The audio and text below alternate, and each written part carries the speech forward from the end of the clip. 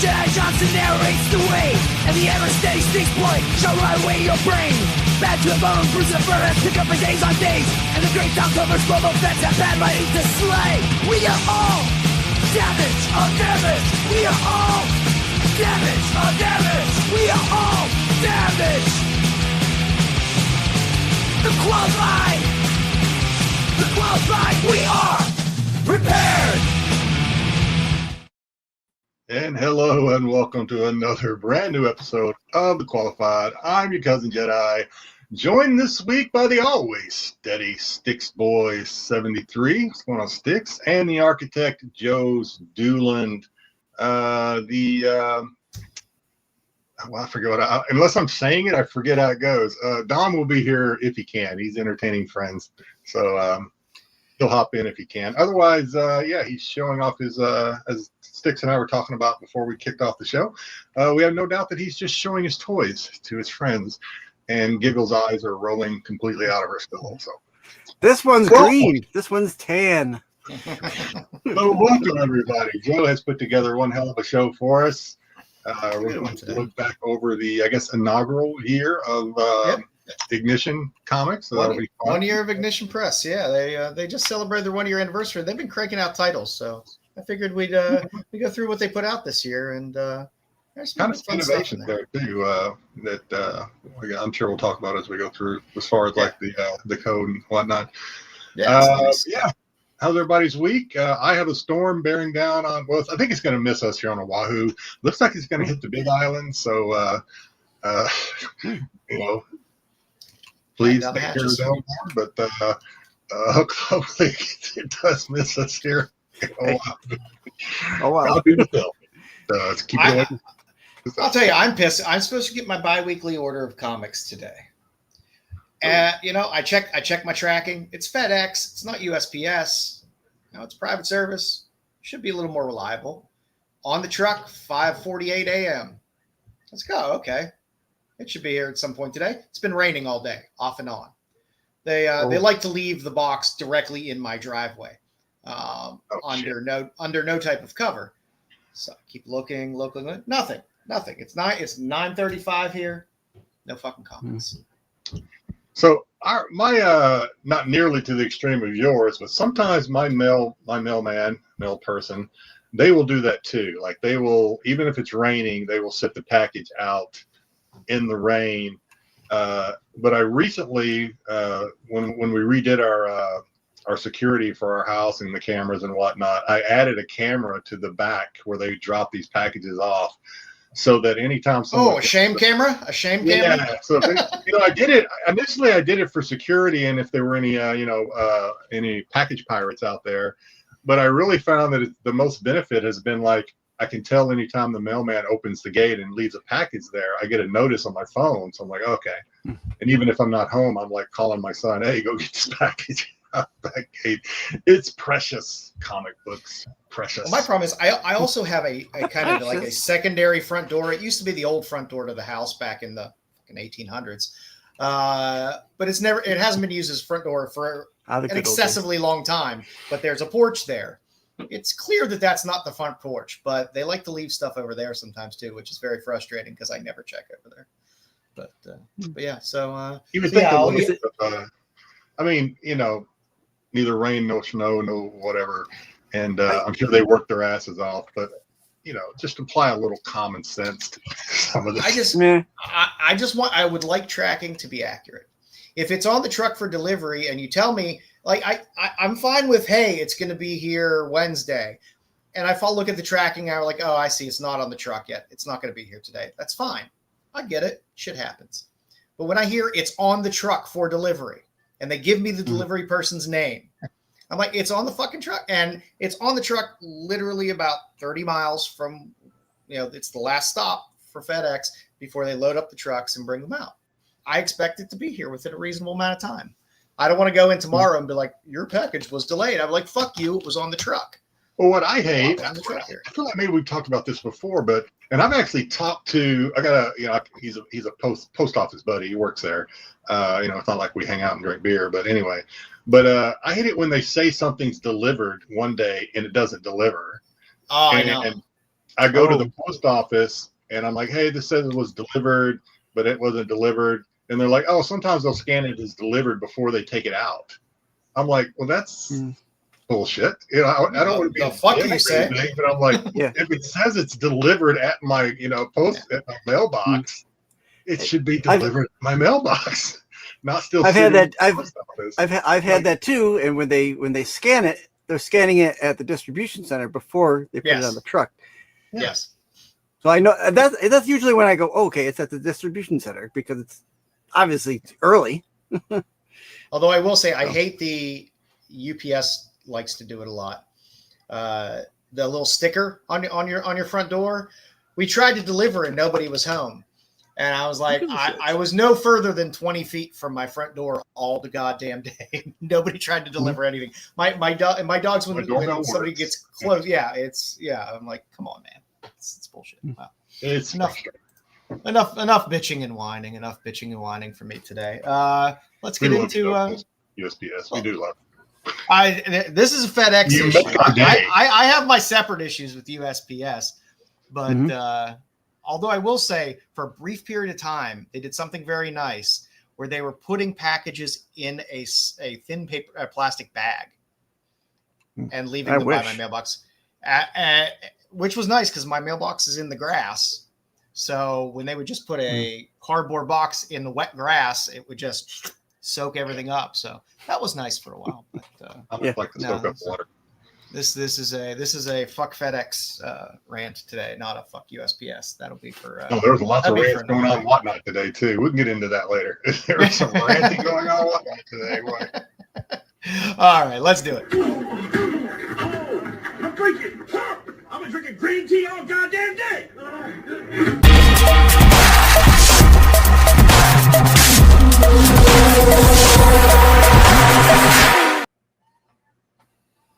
I thought it was going to be easy this week. I thought it was going to be fucking easy this week. If you need suggestions, Joe, you just have to ask. I got lots of them. Bow-legged women. Welcome to the Just Looking In, Unqualified, where I just show some books I like. Normally themed. Bow-legged women would be fun. It's really hard to find comic books by topic. Like there's some, some you might want to add in, but when you want to, expand and have a list, and some you just forget. There's goddamn millions of comic books out there. I can't remember every goddamn book I own, every goddamn book in my head. But the topic this week, I was like, oh, this is going to be an easy one. I'm going to be able to find tons of covers. It ended up being a little bit harder than I expected. The topic this week, chicks with whips. Ooh, okay. I really thought, I was like, I know I got tons of covers. And I will tell you, every cover that I thought I wanted to use for this that I had in my head, not every cover, but a good number of them, I went back and looked at, and I was like, fuck, that's a riding crop. That's not a whip. Oh. And I refused. Say that for another show. I refused to compromise. I said whips. It's going to be whips. So starting up first here, we got Black Phantom 3, 1990, AC Comics. Beautiful cover. I love this cover. I love AC Comics. This is one of the best, just good classic whip covers that are out there. Can never pass up a good AC cover. Next on our list. There's some good Campbell Danger Girl covers with the whip. And this one you actually really have to kind of look for the whip, but it is there. It is there. And this is Danger Girl: The Chase number 3 from 2013 from IDW. I like this. It was a Panosian cover. I like a Panosian cover on a Danger Girl book. I think that's fun. But yeah, I was like, I'm not going to go for the Campbell. I'm gonna search a little harder. We were getting a Danger Girl live action. Remember that? That was like that was years ago. That was a long time ago. Hey, you know what? Maybe Skybound can get that property. And I think we were still Mail-Call Madness at that time. Yeah. It'd be nice because I didn't enjoyed invest it. as heavily in Danger Girl as I did in Southern Bastards, so it's okay. There you go. So good Panosian cover here with the whip. Granted, you got to look for it, but it's there. Next up, we got 13 coins. Number 1, this was the Phantom variant, cover D from 2014, Titan Comics. Nice Simon Bisley cover. That's a good classic whip cover. I am a sucker for the through the legs view, which you will see later in my tops and tails cover. It's a wonderful. It could almost be a theme for another Just Looking In, which it might be at some point. But, that guy looks like he paid extra for it, though. It looks like this is an enjoyable session. He's vote and glam. Okay, so he's a politician. He definitely paid for that. Yeah. Oh, I love Bisley as well. Bisley always has good covers. Next up, Little Lady Rawhide. Sure. Could I have grabbed a Hughes cover for late? Yes. Could I have grabbed the old Topps run with the Hughes covers? Yes. I didn't. I decided to go with the Lisner covers because I like the Lisner covers for Lady Rawhide. I think they're great. Mm-hmm. And this is a good one. It's a very good Lisner cover. I have a lot of internal fights with myself when I'm picking these books. Let me tell you. Because there's always going to be somebody that's like, hey, why didn't we got number 1 for something cosmic? Thank you for why didn't you put the Dave Stevens Venus cover on there? Well, because I didn't want to cover the tits. That's why it's not on there. I didn't feel like covering up the tits. Next up, I wanted to pull something a little more modern because there's yes, exactly. Every Catwoman cover. There you go, Paul. I did want to pull a Catwoman cover because there are a lot of great Catwoman covers with the whips, especially the old Jim Ballant covers. But I wanted to. I really like this Fumar run of covers for Catwoman. It's on a motorcycle too, so that makes it like it's a badass cover. So there's our obligatory whip Catwoman cover for the Just Looking In this week. Catwoman 79 from 2015. Next up, I had to pull something a little old out as well. Also, I have this book, so it just kind of made me happy. Fight Comics 57 from August 1948. Lovely Fiction House book. Jack Kamen and Joe Doolin, my namesake. I believe Jack Kamen does Tiger Girl on the cover, and Joe Doolin did the rest of the cover. They had a handful of these with Tiger Girl, where I think Jack Kamen did most of the Tiger Girl stuff. So that's a good one. This one was easy to find. This one was right on the nose there. All-time comics, Bullwhip #1. It is what it is from Fantagraphics 2017. I thought that girl she was holding up didn't have a head for a minute. I was like, what the hell is going on? No, she has it. Nice Dos Pastorius cover. It's fun. It's a fun, creepy cover, and I like it. And it meets our needs of having a nice whip there. So it's good stuff. For Styx, I had to throw something in for Styx. So we got Steve Mr. Peel #1. Yes. I know you're an Avengers fan. This was the 1 in 20 black and white from 2012 from Boom Studios. Nice Mike Perkins cover. So there you go. That Miss Peel there. I like it. Holding the whip. I always try to do everybody right every now and then. I appreciate it.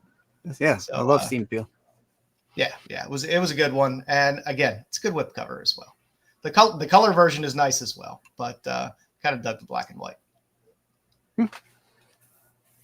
And I believe this is last but not least. You didn't get a Jim Ballant Catwoman, but you did get a Jim Ballant Tarot, which is Black Rose. This is 122/123 because I think they have a flip cover on it. Nice Raven Hex there with her barbed glowing whip flying around in the background.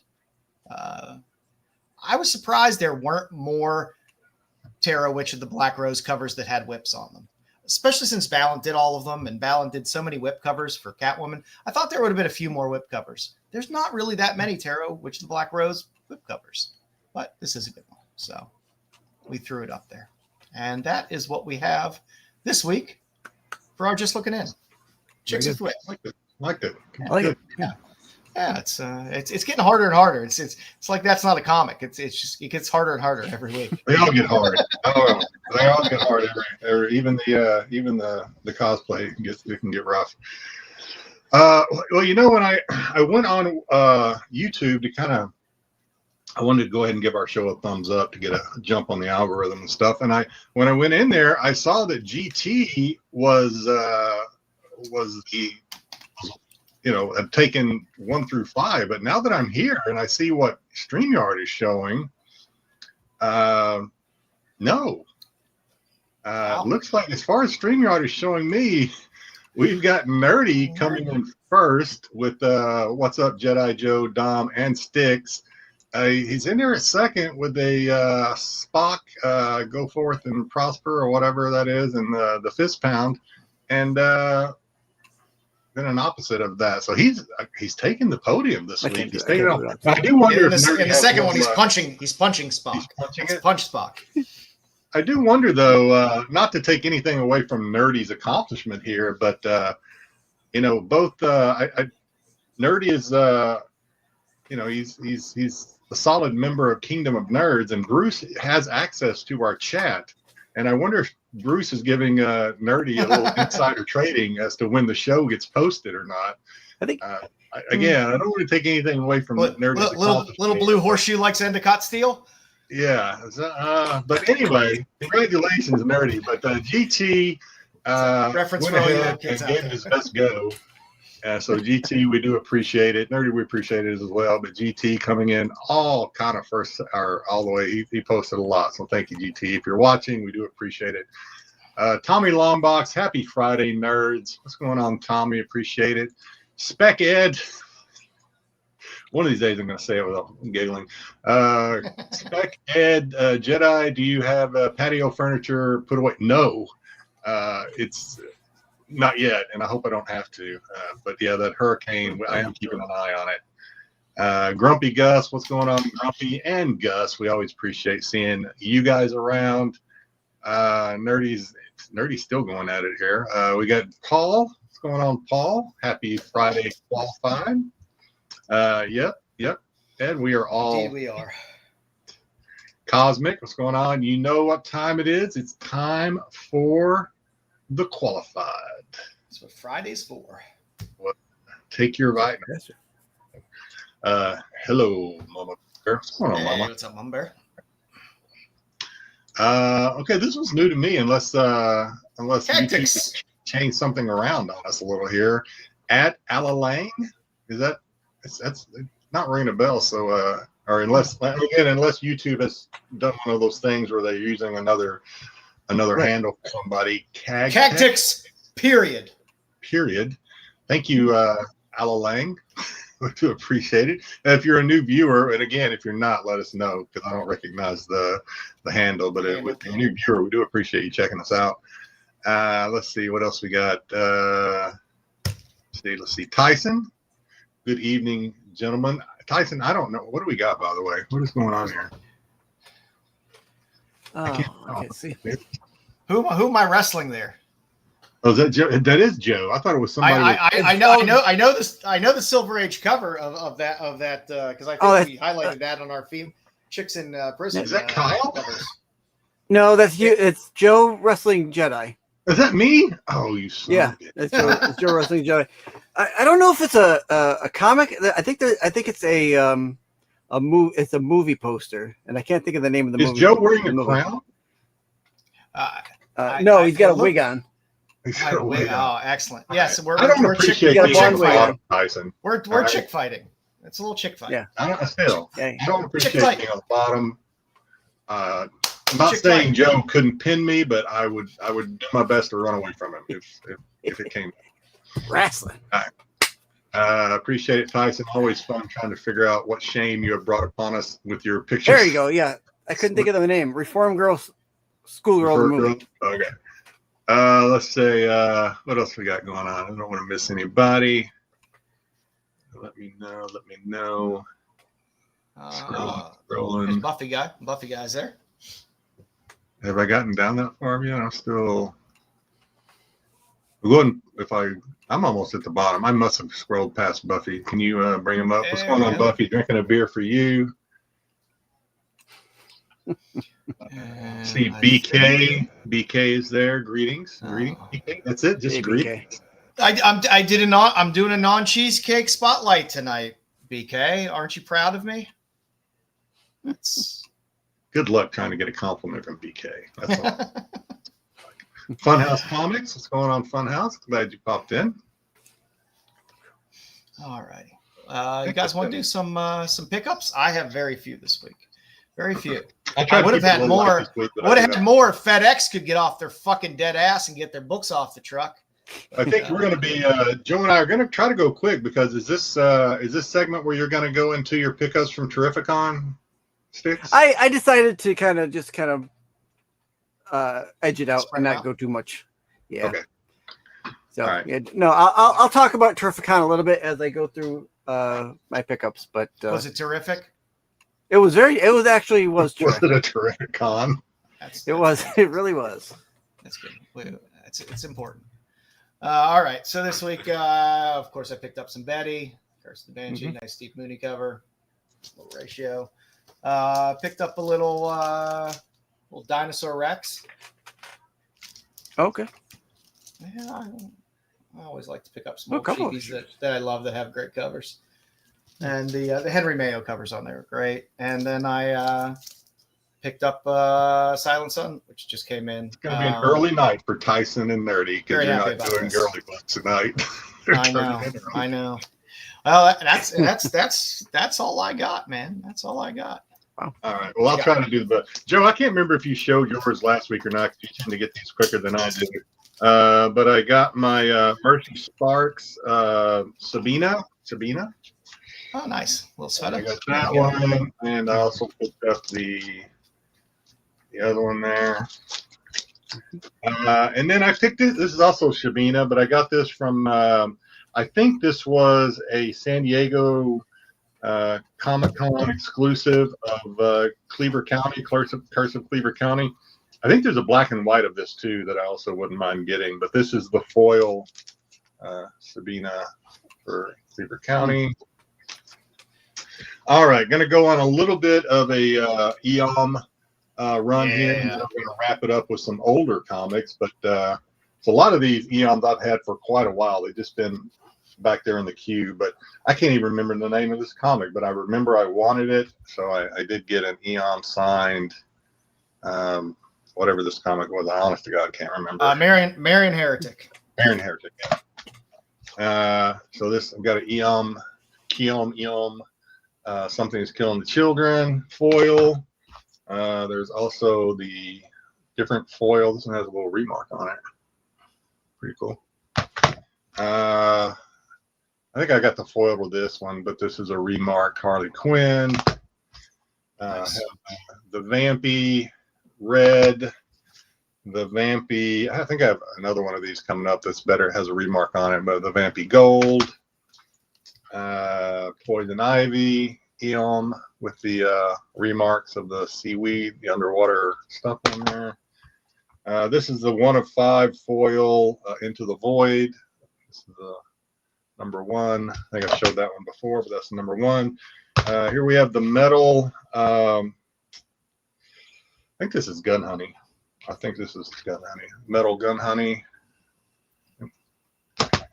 Red Sonja with the remark on the top. It's Gun Honey or Pop Kill. This is a cool Red Sonja. This is one of my favorites. That is a very good Red Sonja. Although that skull looked like it had been skull fucked. Something went on with that skull. Yeah. I showed this one before, but I like this one better because he remarked it really cool with the little I like that. Demon and her little barbed wire under support there. Okay, yeah. So I did pick up one. Gotta keep them perky. A Vampy remark. Sorry, that red. I turned off the wrong lights in here. I think this Vampy remark on that Vampy. Another Red Sonja with the wrong side, the skull with the sword in it there. This is the regular color. And then I picked up another one of these too because I like this remark better. So I'll probably be selling the other one.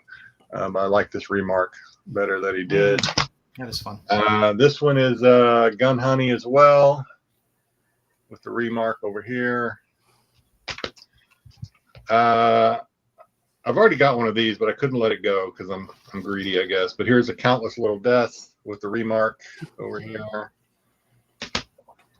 And this is his art book. I don't know if it's, I guess it's volume 1 of his latest art book, but he did a nice remark on the side. So this is when, so he can't come, we've said this before, he can't, not able to come to the States right now for visa issues or something. So he'll do shows from Seoul, Korea.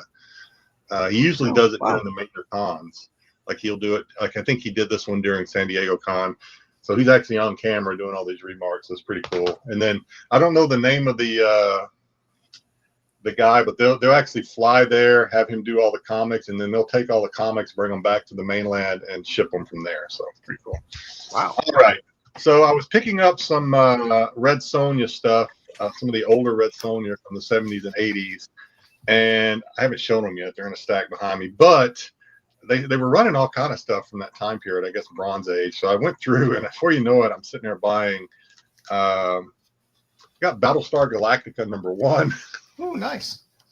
I actually picked up 2 of them because nobody wanted the other one. I think these were going for like $4. I think he was starting to bid at like $4 on these things, and they're good copies too.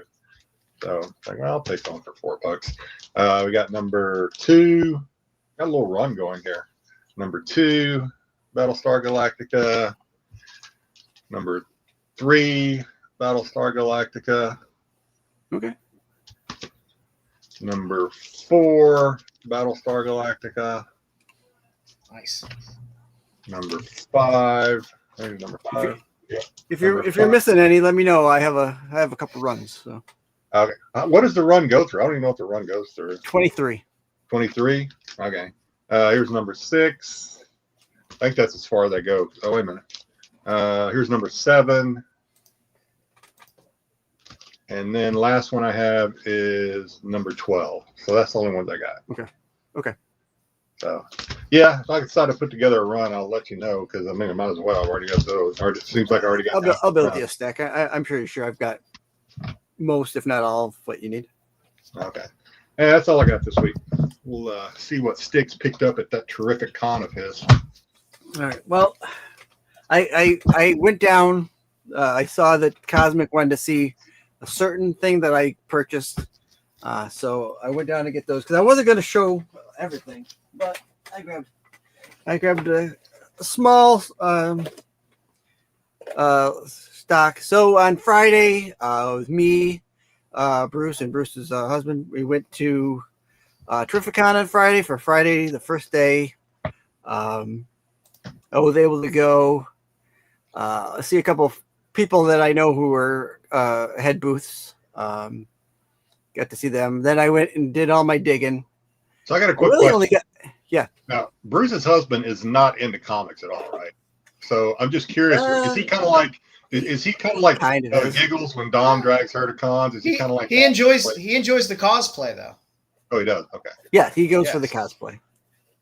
Yeah, but he does have a small comic book collection that I know of. So yeah, not like Bruce. You know, nothing like very few of us are like Bruce. Nothing like Bruce. So okay, so Friday. Yeah, so Friday we only went for one day. We went for the first day. I kind of wish we had gone for the weekend because I really only got through half the con. I'm poking the bear here because he's going to come at me, but I don't think you actually pick pickles. I think you pick cucumbers and you make pickles. But okay, sorry, Tyson. Yeah, you got to stick them in the brine or something. I don't know. Yes, I make pickles, so I am. I pick them pickles straight off the vine, and they're delicious. Right off the store shelf. Sorry, Tyson. I'm going to pay for that. I know, but fresh from Wegmans. So I only really got to go through like half the con. I didn't even get into like walking over to where any of the creators were. I was just pretty much focused on digging and seeing what I can get. Usually in the $1 to $2 bins, and there was a lot of them that I went through. Didn't worry about toys. Wasn't really worried about toys. In fact, when I went around at the very end, no one had anything that I could see anyways. No Doctor Who stuff, and that's all. Did you really... get the horrible dollar bin fingers and hands after looking through a bunch of? Oh, with all the I went and washed my hand a couple times. From the most of the places had new bagged and boarded. There were the choice few that didn't. They've obviously been bagged and boarded for almost a century or two. Okay, with type of bags and boards.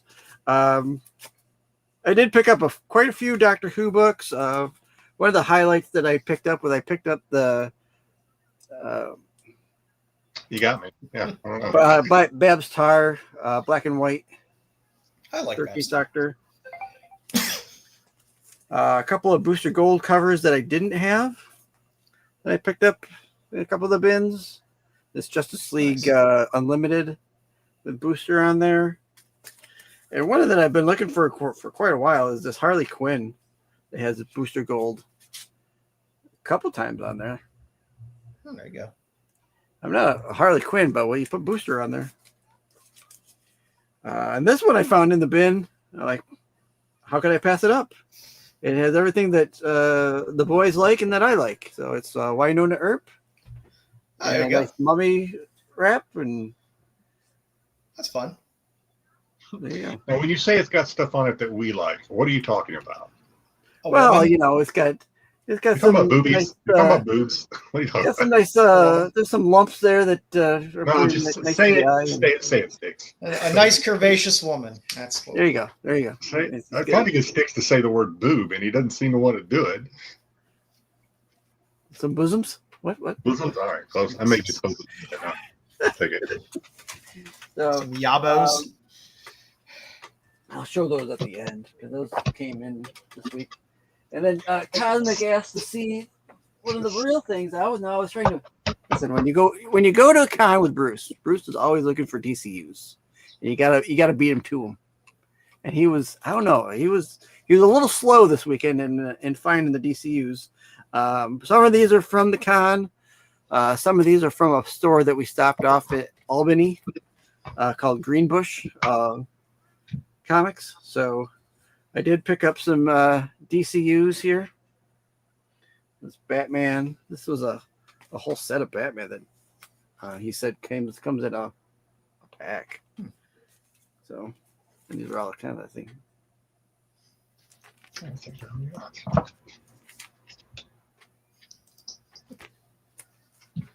Got Steel 3 in a DCU. Like, the guy puts out a 50 episode DCU Stranglehold, and I feel like I got to do the same thing here. Get caught in the web here. Little Robin, another Robin. Oops. I never feel like looking for them because that means I have to pull the book all the way out. That's the whole thing. You got to pull it all the way out. Here's a Steel DCU number 1, and I like to keep it in. I don't like to pull it out. Here's number 13. It's pretty messy. Yeah. Things can get like messy. You got comics everywhere. Sometimes it doesn't go back in easily. Sometimes it gets ends when it goes back in. It's not good. Yeah.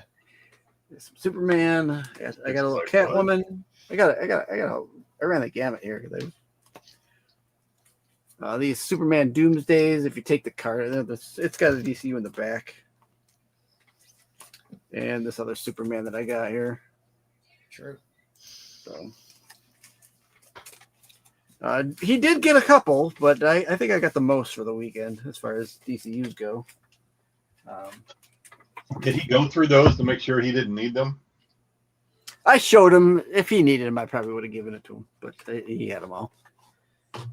I think he's got them. And then, not con related, I did order these ahead of time, and I like these.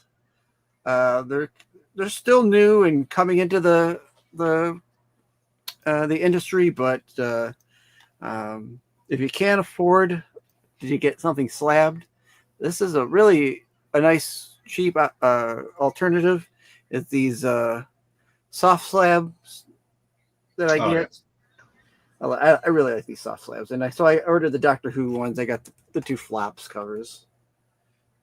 What is how specific do the labels get on those? Can you give us just on the see? Yeah, I can show you what it says here. So like so you have to enter all that whenever you order it. Order the nope. They already have it on there for you. I don't have to enter anything. I just have to buy the book. Oh, so you bought that with the book? I see. Okay, got it. Yeah. So when you go to that, it's called collectforever.com, and they'll show you what they got coming out. They do variants. They do ultra rare variants, and they're like, depending on the variant, they're like $6 to $10 for these. So, if you're collecting to not touch them, if you like the look and not touch, these are for you. But you don't want to touch too much because it's a soft slab. If you touch it too much, it'll become a hard slab. Well, yeah. Styx knows what you're talking about. He's like, yeah. I know what you're talking about. I'm picking up what you're putting down. Been there. That everything, buddy? That's it. Excellent. All right. Well, let's get into a little now and later. This week, I'm trying to remember what I even put in here this week for now. Oh, got a lot of fun things this week. We got Gastronomique #1, the cover I, the Jem Bartel Virgin variant. It's a good Bartel cover. I like it a lot. Interesting. It's good. I haven't seen a lot of Bartel lately, so I'm happy to see a fun, good Jem Bartel cover. Of course, Regicide #1, the cover B. I know I've thrown this up there a few times before when it was coming and when we were talking about indies that were coming. Regicide, the not safe for work variant is also quite interesting. But the covers are just weird and creepy. I like it. And Heavy Metal this week too. I really love that Amanda Jansen variant. It's a beautiful cover. So pick up your Heavy Metal. And hey, Penthouse is finally coming back. Finally, they're restarting it again. And issue 1 I believe is the same. Issue 1 is still the same solicits from the prior one when they kind of decided just to stop. So that's exciting. For later, for the articles, you're getting a 2-shot of Seasons here. So Seasons 13, I liked both covers a lot. This is the final issue of this series. It's a fun series. I love Rick Remender. And we get a Brett Parson cover. I love Brett Parson. Anytime I see a Brett Parson cover, I just love it. And the Eric Caliente cover is great as well. So you got your cover C, your cover B. They're both fantastic. Again, final issue of this volume. I don't know. Maybe they'll do another volume. It was a really good series. I know there are a lot of people that liked it. It might not have been one of the heaviest moving comics, but it was a fun series. I liked it. I think the A was pretty nice too on that. They're all good. Yeah, the A cover was good as well. Like I said, I've liked this series all the way through. There've been good covers, good writing, great interior art. It's a good series. Like I said, Rick Remender really lets me down. And also, I can't not put a Betty cover up here. So Rocketeer Infiltrator 4. There's a nice Zerdy cover with a little Betty on there. So it's just a cover B. It'll be open order. I don't have to spend a lot for it. So I like the infrared look of it. Yeah, it's cool. Rocketeer covers are always just cool in general. I'm happier when it's a little James Bond action there with the little behind Betty. Oh yeah. Yeah. And for my tops and tails this week, I told you. Sometimes I carry a theme through, and this was a Gun Honey Doubles Down #2. This is White Dog Comics, Alan Nip, White Metal Virgin variant. So.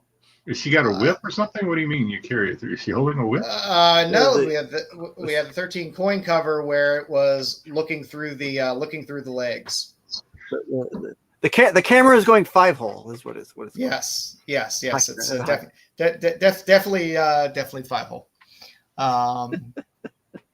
There's several variants of this book as well, where through the 5-hole is in various stages of undress. But again, Joffrey, thanks for coming in. It's a view I like. So that's what I went with. That's what we got. All right, Jedi. Who do we got this week? Who do we got? Who do we got for our cosplay? I actually cannot pronounce her name. I tried before the show. It's Hioshikos. I assume the COS on the end stands for cosplay, but it's Hiyoshi. So much like Joe was talking about earlier, these are getting, unless we bring in kind of the same models every week, we don't want to do necessarily. No. When it's warranted, we will. But we're trying to bring some different faces, etc., to the show each week. So it means we're kind of having to dip into more of the anime and some of the gaming cosplay, which, correct me if I'm wrong, not many of us, if any of us on this panel, know much about. So I do have to do a little research. The chat can certainly help me out if need to, but I do a little research to see if I can figure out the character and the game, perhaps, or the anime.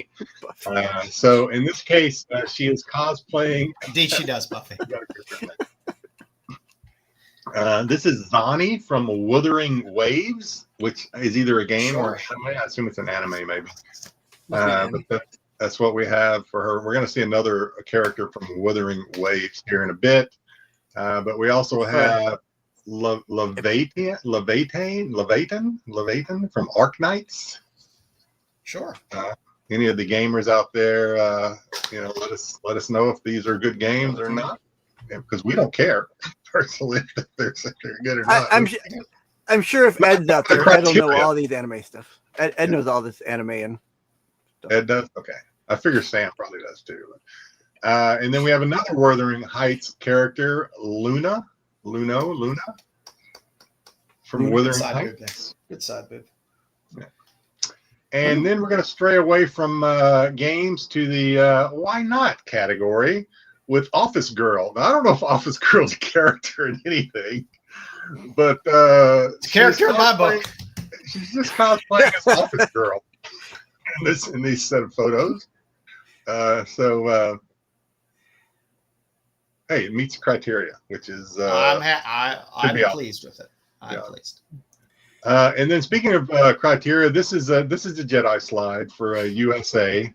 Anytime there's a USA bikini with a hot chick in it, then it's definitely going to make the slideshow. So this America, is motherfucker. USA, America.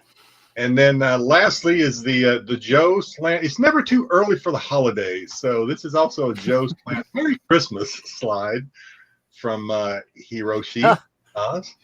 So I believe this is the last slide, which I do normally try to end on a Joe slide if I can. But put Merry that under Christmas, my tree any day of the week. Yeah, nice 5-toe capstone to this week's cosplayer of the week, Hiroshi Cos. Are you all right with the stocking on the foot, Joe? I have no problem with stockings. Hey, Joe's okay with stockings. No, I am of stockings. That does turn off some of the feet kind of some of the purists out there. Some of the purists, but not Joe. Yeah. Joe's got a what is it? Joe's got a big tent when it comes to Yes. And I frequently make a big tent when I'm looking at these pictures.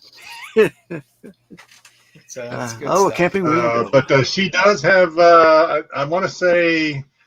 I'm pretty sure. Where did I get that? So she does have IG, obviously, as most do.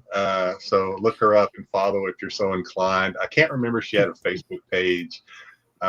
Just Google her if you're interested in giving her a follow on any of her on any of the platforms where she resides. So we do want to try to. We're gonna highlight them. So we also want to give them some. Give them a little shout out. Give them a little shout out. Go check them out. Push a little traffic their way. Sure. Because I'm sure they have probably 100x the the views that we get. Yeah, I'm sure she's on X too. In fact, I'm pretty sure she is on X as well. Yeah. Probably Patreon, if not some of the more adult, mature streaming services as well. So. All righty. And now I feel bad because Dom's not here, so he's not going to be able to hear the song. He didn't make it. It's time for the That's Not a Comic, That's Not a Comic, Salia Comic, Salia. It's time for the That's Not a Comic, That's Not a Comic, Salia Comic, Salia Comic. Oh, who?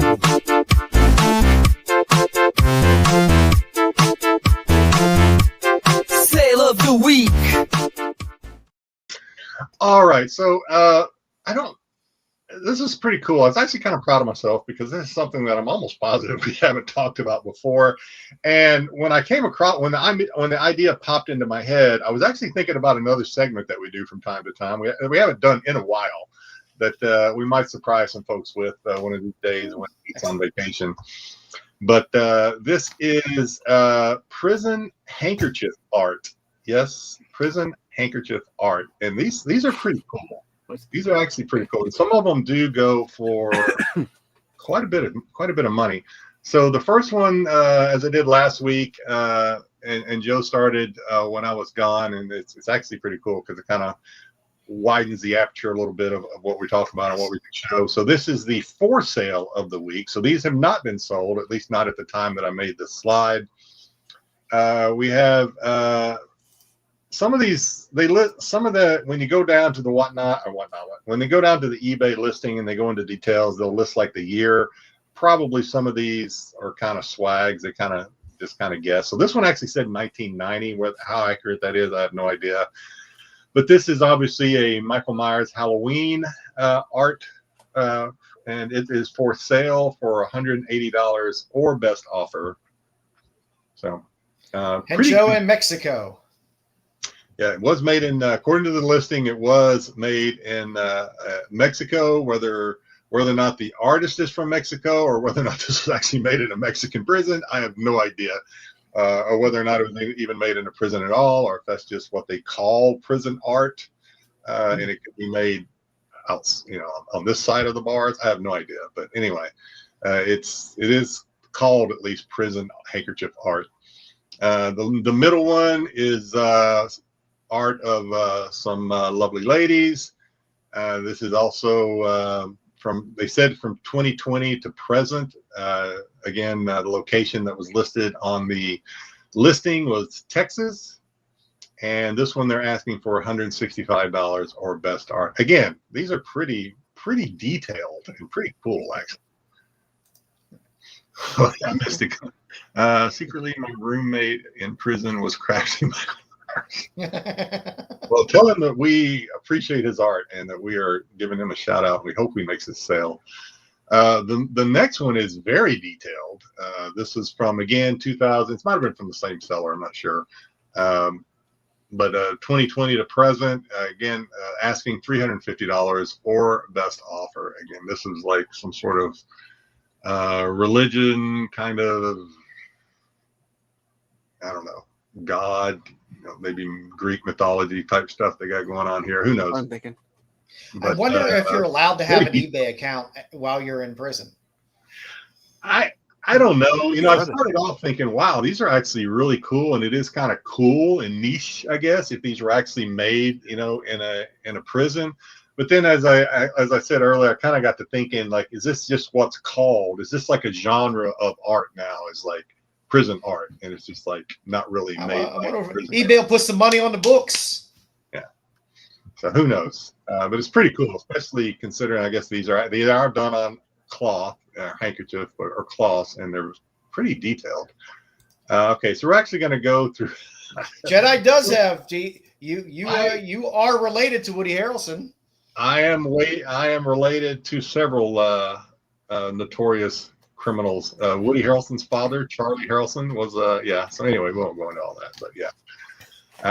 And then a long time ago, my Blackjack McCall. But okay, that's I think I But I do actually have where I grew up in East Texas.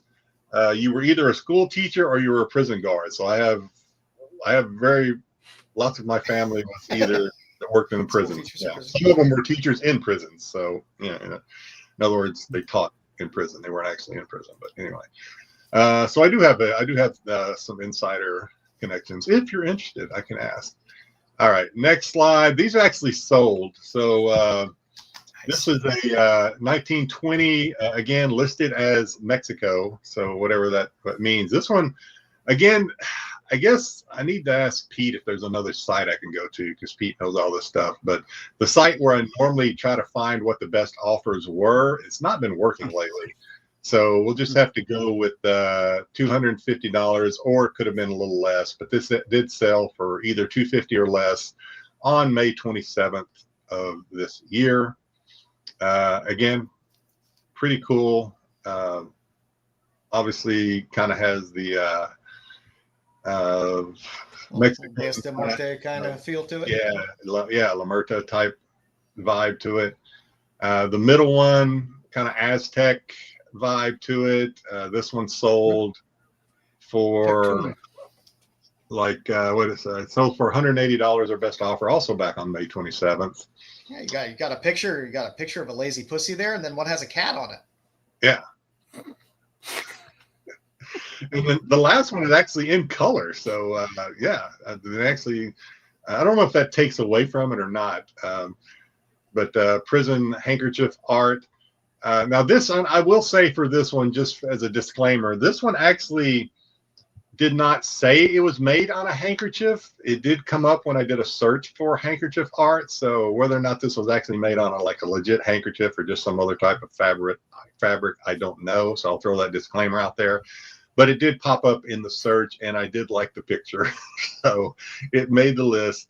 But it sold for $100, the best offer, late last month, July 28th.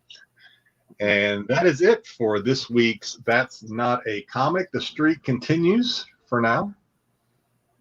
Like I say, opening it up a little helped. It helps. It broadens the horizons a little bit. When you start getting the weird shit, it's hard to find stuff that actually sold sometimes. Look what I made, Mom. Yeah. It's good stuff. It was a good one this week. I liked it. It's a fun topic. We're educating the audience on all kinds of odd collectibles that some people didn't know existed. So it's good stuff. All right, kids. Spotlight tonight.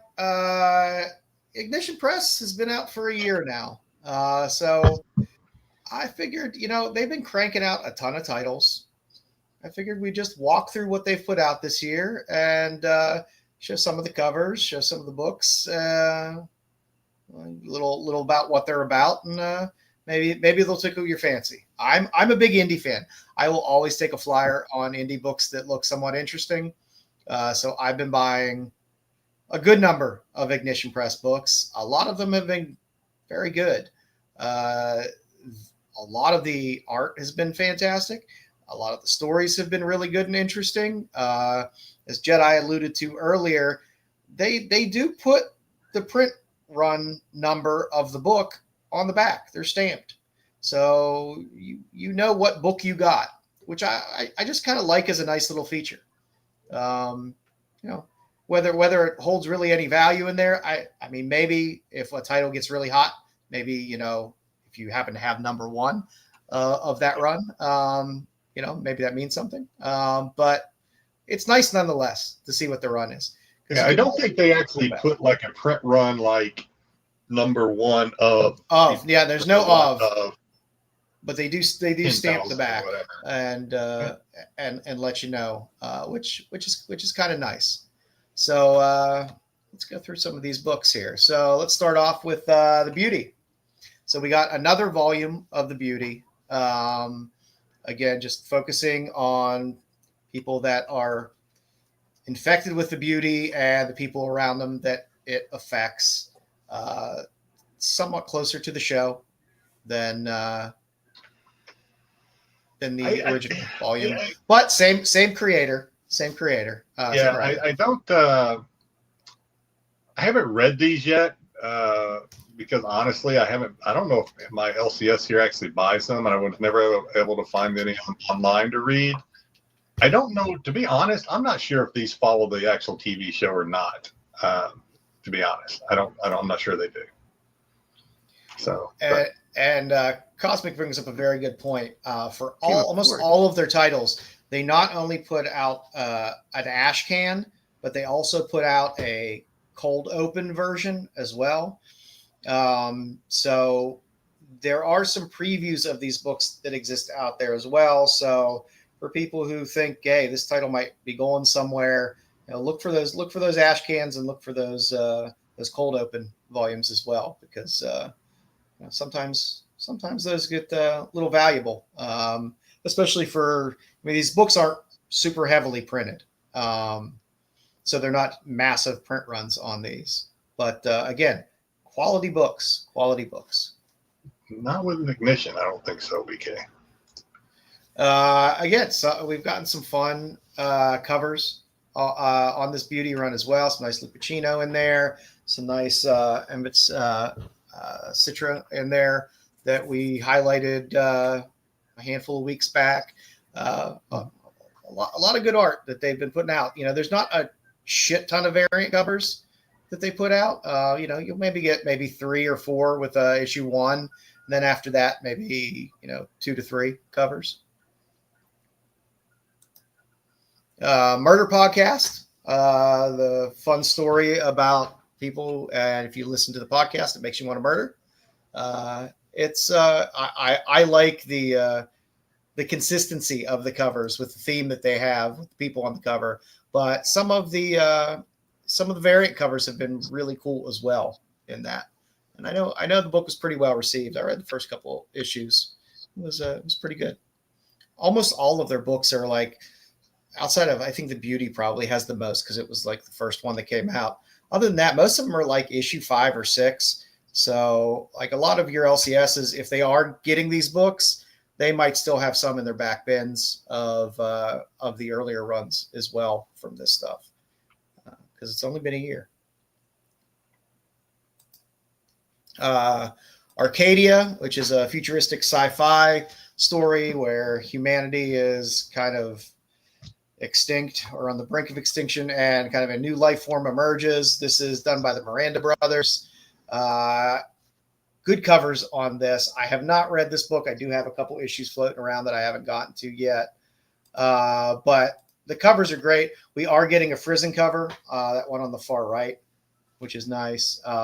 They've had some good covers on this. They're a lot of fun. I like the middle right cover. I don't know who did it. But. Yeah, I'm trying to remember whether that was a the guy that does a lot of I don't know why I'm spacing on the title right now. The other Tinian cover that has all the 8,000 covers, not Something is Killing the Children, but Department of Truth. Yeah, Department of Truth. Yeah, I'm sorry. Yeah, it's a Simmons. It's a Simmons cover. There we go. Took me a while, but I got there. But yeah, I'm happy to see. I love the Frizen cover that's coming. And it's nice to see Jenny working on this as well. They get really talented people working on their books, both writers and artists.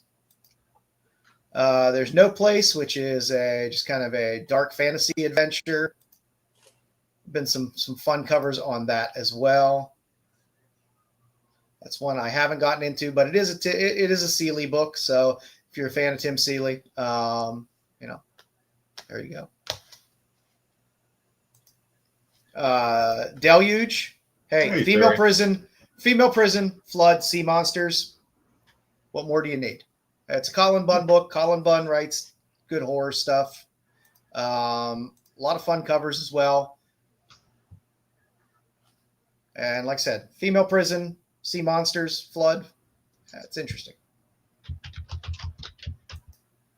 Voyeur, which has been kind of fun. You have a resort guest kind of figures out that the head of security spies on the guests, but really has an ulterior motive for spying on them. And the guest and the head of security kind of team up to do some robbing. So this is a book about Dom. Nothing to keep I think security at a resort or hotel is about as close as it gets to. Dom only spies on you if you wander into the restroom while he's on break. And then he kind of, because he's like, you need to leave. You're interrupting the break. I'm trying to post on Instagram here. Yeah, you're interrupting my influencer time. Ignition Press is headquarters out of Los Angeles. If anybody was curious, and I'm just curious, so I googled it. Los Angeles. This is a Leah Williams book, but it has had some fun covers. I like the one with the TV had a nice red tinted second print as well, which is a Joel Jones cover, which is nice. But I do love the cover on the far right. It amused me quite a lot. We got Roots of Madness, which is kind of it's loosely based on history, alternative historical tale with some cosmic horror, but written by Stephanie Williams. You get a lot of cool Juliet Eka covers as well. She's fantastic. So this is one that just has some really cool artwork, really good, interesting story. So Stephanie Williams is hot right now. So Bloodline. So America is in its final throes, and you just add vampires in. So there we go. That's fun. And there have been some fun covers in there. Was a nice Lotte cover in there. It's been some fun covers. So for all you vampire fans, Bloodline. Slightly different vampire too. Ripcord, which has been the Fortnite covers on these have been absolutely awesome. Colin Bunn, again, the guy writes some good horror stuff. It's very readable. So basically there's an addictive drug that just turns you into a homicidal maniac. So people get addicted to the drug, turns them into a homicidal maniac, craziness ensues. Again, great covers. Fortnite covers are absolutely fantastic. You know, a lot of these, again, I'm kind of going through their website too now because as you go through these, I'm just curious because I never really thought about what all they might have out there. But they have several titles, but it seems like a lot of these kind of fly under the radar. Like a lot of these, unless I see them on here, it's something maybe you brought up in the now and laters or something. You don't really hear about a lot of these. So no, maybe they need to get Vito to do some covers for them or something. I don't know, something to bring a spotlight on them. But a lot of these are very much under the. I mean, I saw Frizen, so that's cool. So that's not maybe Frizen's a big name, but yeah, a lot of these are. But I mean, they get solid. They get solid writers. They get solid artists that have names, in the industry. And like I said, the books are very nice, good quality books. I just think. A lot of LCSs, the way LCSs are about indies. Yeah, Ripcord was, initially Ripcord had some buzz behind it when it came out. And like most indies always get a lot of heat initially. And then like everything in the comics, it just, there's something new the week after, then people forget about it. But again, most of these, like I said, most of these titles, they're on like maybe issue 5, issue 6. So they're not too far into the runs either. So it is accessible if you have a store that is buying them. They'll probably have some of the back issues to be able to fill a run. Love Ignited was a one-shot anthology. There was a nice I love Corinne Howe a lot. There's a Corinne Howe cover there. There was the nice Talaski cover there on the left. That was a ratio. That was a beautiful cover. I think I got a few copies of that myself. You had Just Brutal, where you're in your modern day family and you find out that the mother and father are actual barbarians. So family secrets get a little crazy. Has some fun covers there. Looks like a fun little read. Hey, what's going on, Sarah? I like that they're kind of all over with stories. There's kind of a little something there for everybody. They haven't fallen into like, oh, we're just doing horror, we're just doing this. Just kind of a little something for everybody. The other half, so these two gentlemen are married. They're a bit of an odd couple, and they're PIs, and get an interesting detective story out of it. There are some pretty covers in there as well. That's a really nice Lotte cover on the far left. The Savage cover was nice as well. They've been putting out Tyler Rake, which is an Extraction story. So for you fans of Extraction on Netflix and enjoyed the movies, the Extraction movies with the Hemsworth, they were bad. You can pick up the Tyler Rake books and get a little prequel action here as well.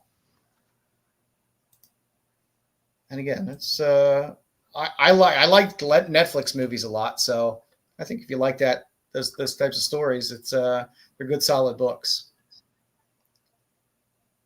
They must own the rights for this right now as well, because they did re-release the Q-Dad, which is also an Extraction story. This is a trade paperback. It's a nice Panosian cover Commando as well. For a bit. Yeah, but it's a nice Panosian cover as well. I forget who put this. I think Oni Press originally put this out in individual issues. Yeah, but they've collected it and put it in nice trade paperback with a nice Panosian cover for you. Everyone loves a jewel thief. You have kind of a bored novelist who decides to pull off a jewel heist, and then the book takes a little twist a little bit in. But again, we're getting another Seeley book. Again, I love the cover on the left. I'll never knock a stripper cover. It's always fun. Hope he's got plenty of dollar bills. I have a lot of these stacked up and just a bit behind in my reading. But this is one that is on my pull list, so I'm looking forward to digging into that. Innards. So this is a little Journey to the Center of the Earth kind of sci-fi thriller. Again, some interesting covers on that. You get Showdown, which is a revenge thriller. Girl comes back to her hometown to take out a little bit of revenge on somebody that did her family dirty. Bad Thoughts. This one is on, I think, issue 3 right now. So there's a soldier who could read minds, and it's kind of part of his gig. A lot of very, very fun covers on these as well. I like the art through this series. And again, this is Andre Parks is doing this, who's also doing those Extraction books as well. His head is exploding. Yes, it's the Bad Thoughts. There's the Bad Thoughts in there. You got a scanner scene in this? Yeah. You got a little rom-com in there. Like I said, there's a little something for everybody in there. What the hell is going on this thing? It's a Nicolette Baldini cover. I like her artwork. She does some fun artwork. But again, this is not a title that's up my alley, but I do like the artist on this cover.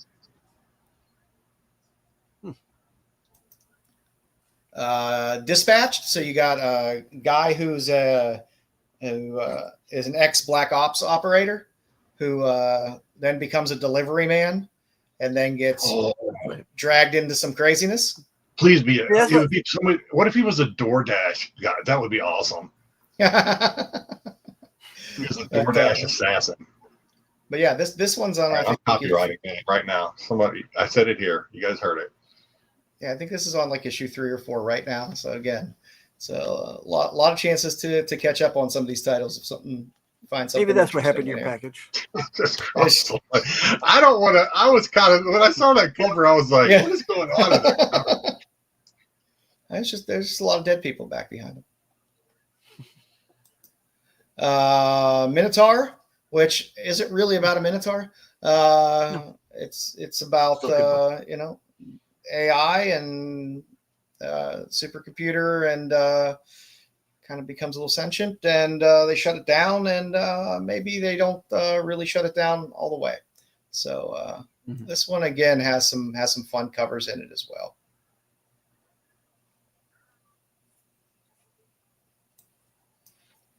Sicko, which has a little bit of buzz. People have been talking about Sicko.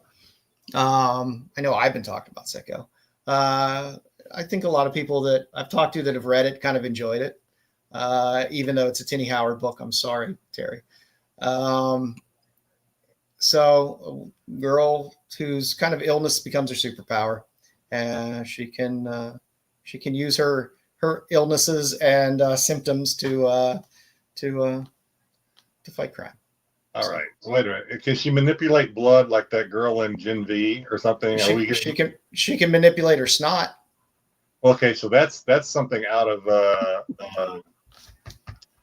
what's that anime? What's the live action anime where they something about the sailing guy?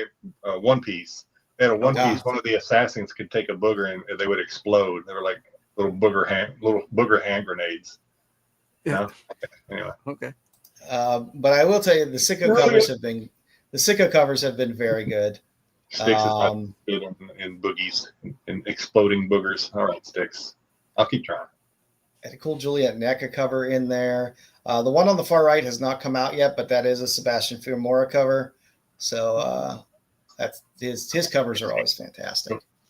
Come on, Terry. Don't be like that. Are you saying ooh because it's Tinny Howard or ooh because of the boogers? Both. The Patron. Interesting concept. I know I had this on my pool. Yeah. So basically you have an art patron who, builds up these artists and then kills them so that their work becomes more valuable. It's an interesting concept. Conceptually, I like a lot of these books. They're interesting. Thank you, Terry. I hate to interrupt your thing. But yeah. Did Mystery Man have a guy that could have exploding boogers? I know they had the fart guy. Did the Mystery Man have a booger exploding guy? He had a lot of snot at a lot of times. I know he had the guy that farted a lot. Booger bombs. Yeah, that's One Piece. Sorry, Joe. I'm sorry. I interrupted your flow. With our curiosities about body excrement. My flow is strong. Cul-de-sac, which is a newer book that recently came out. Again, another Colin Bunn book. Interesting concept. You move to a new house, and the whole neighborhood happens to be a cult. A lot of good covers in this. A lot of if you like good fun horror covers, a lot of good covers in this. Kind of like what was the name of that one series, The Americans, where it's like a Russian move into the TV series, maybe like a sleeper Russian, sleeper cell, sleeper cell of Russian spies, or in this case, it's a demonic cult. Yeah. And then some books that are coming soon. We get Prima Operata, which is a little space ballerina action. Okay. Hey, it is what it is. It's what it is. It's coming. Little Aida in space. I enjoyed the cover. This is a cover for issue 2. I like how she's peeling in there or whatever. We're getting a little dark Ozark folk horror with the folk of Dooney Hollow. So if you like a little dark American folk horror, there you go. Like cryptics or just like a horror? I don't know. It's coming out. It's not out yet. Oh, okay. There you go. Yeah, Cul-de-sac. It's Colin Bunn does good stuff. And I believe this is, I don't know whether this is not the last one yet. 12-foot skeleton, which is coming out. That's just what the title says. It's about a 12-foot skeleton. Is that one of those skeletons you get at the Home Depot? And 2 kids that encounter the 12-foot skeleton. So this one is coming. Again, it's Seeley, it's Ben Templesmith. So again, they're putting good teams of people on these books. So get out there and read them, kids. We're getting Mad Science Division. This seems up your alley. Styx is a fun read. So this executive who was kind of put in his position via nepotism has been tasked with cutting 30% from the division of Mad Science in the company that he works for, and craziness ensues.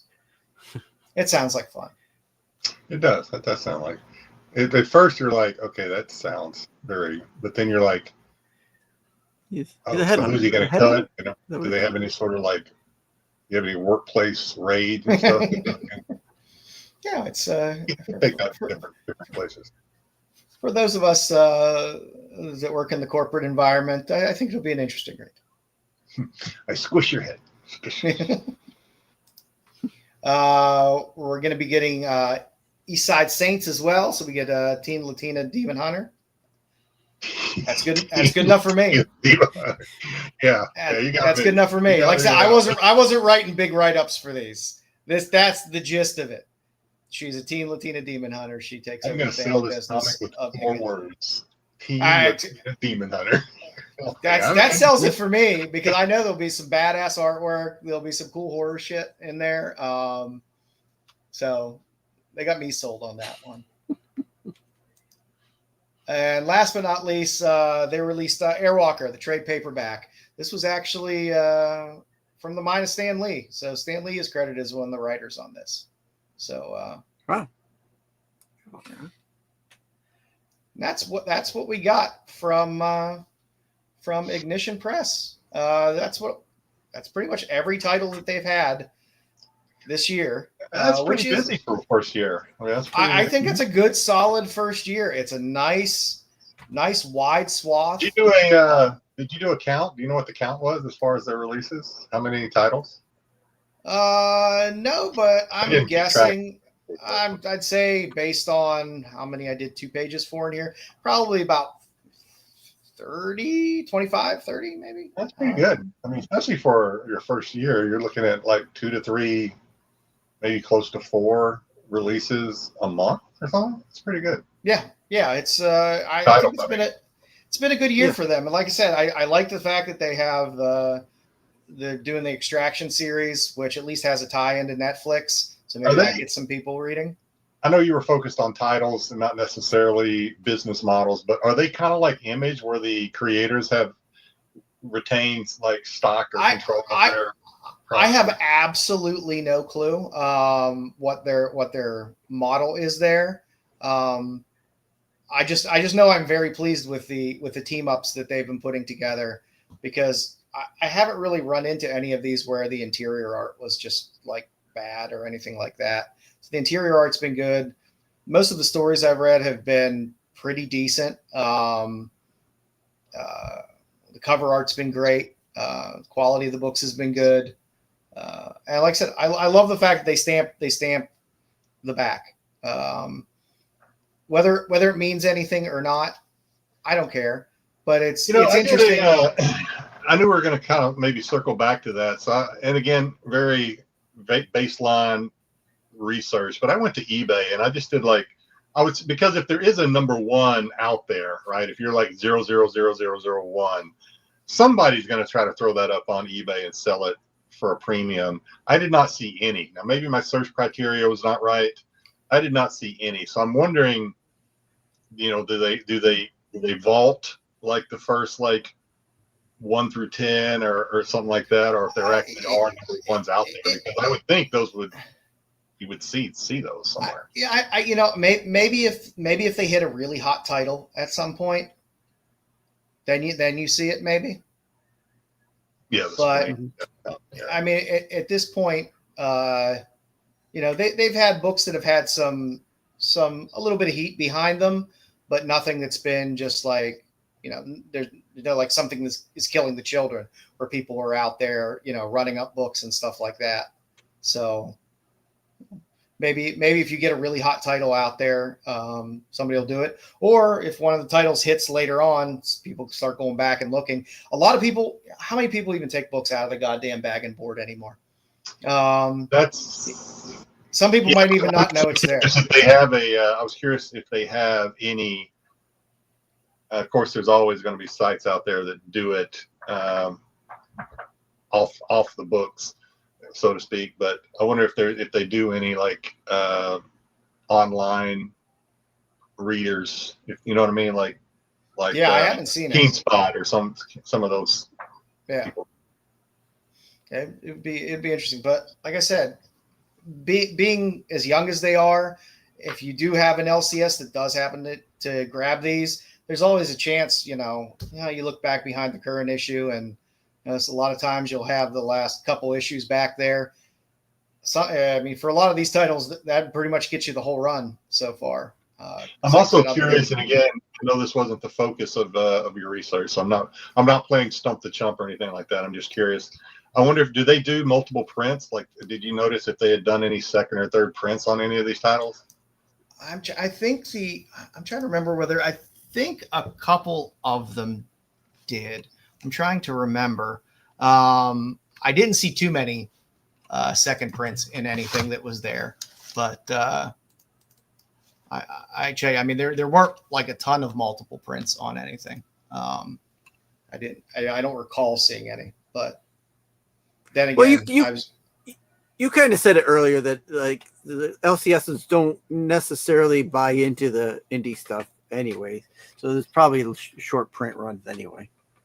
And when they do buy into them, it's known quantities. So you'll get a Mad Cave book here, an Oni book here, or something like that.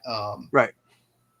Like I said, I'm hoping more LCSs buy into getting Ignition Press books, because they are good. They are enjoyable. I think there's a little something for everybody in there. Not everything is going to always meet your fancy, but the number of different titles and different genres that they have in there, I think for the first year, there's a lot of good stuff in there. So, like I said, I'm interested to see what they do in year 2. Like I said, quality product that I'm very pleased with. I buy a lot of indies. I would say 98% of the books that I buy are indies. I buy very little Marvel and DC. Marvel and DC it doesn't interest me that much. I don't buy a lot of it. I don't speculate on a lot of Marvel and DC stuff. So, I buy a few here and there, but most of what I buy is indie books. So I'm happy to see another indie publisher out there that's putting good teams together, putting together quality products. Trust me, there's a lot of indie publishers out there that just kind of dump some stuff out there, and it's like, they might grab you with a cover here and there and be like, oh, I'm going to buy that. And then you open it and you're like, oh, what is this? But like I said, they've been putting together some good stuff. So yeah, I can think of a couple of publishers like that. Yeah. I'm not going to name any names and shame anybody, but yeah, there's a few. So that's Ignition Press, kids. I hope you enjoyed the rundown. That was fun to do. Like I said, I had no topic this week up until Thursday, and then I realized Ignition Press had their 1-year anniversary, and I was like, oh, you know what? Let's go through there. AMP is good. AMP is good as well. Like I said, I like some of these small publishers that are out there putting out quality products, taking a flyer and going out and getting some talent and good people out there to put out some books. So it's good stuff. Good stuff. So I will say that a lot of these titles that you showed, I have seen in dollar bins over the course of the year. I'm not surprised. They end up so especially new books. You know the way new books are. You go into an LCS, there's always a bunch of short boxes that are sitting out there. That's like, oh, this is the stuff from last month, and they just want to move books. And that is no way a slight on these books. It just happens to be, the LCSs want to move it, so they put in their dollar bins.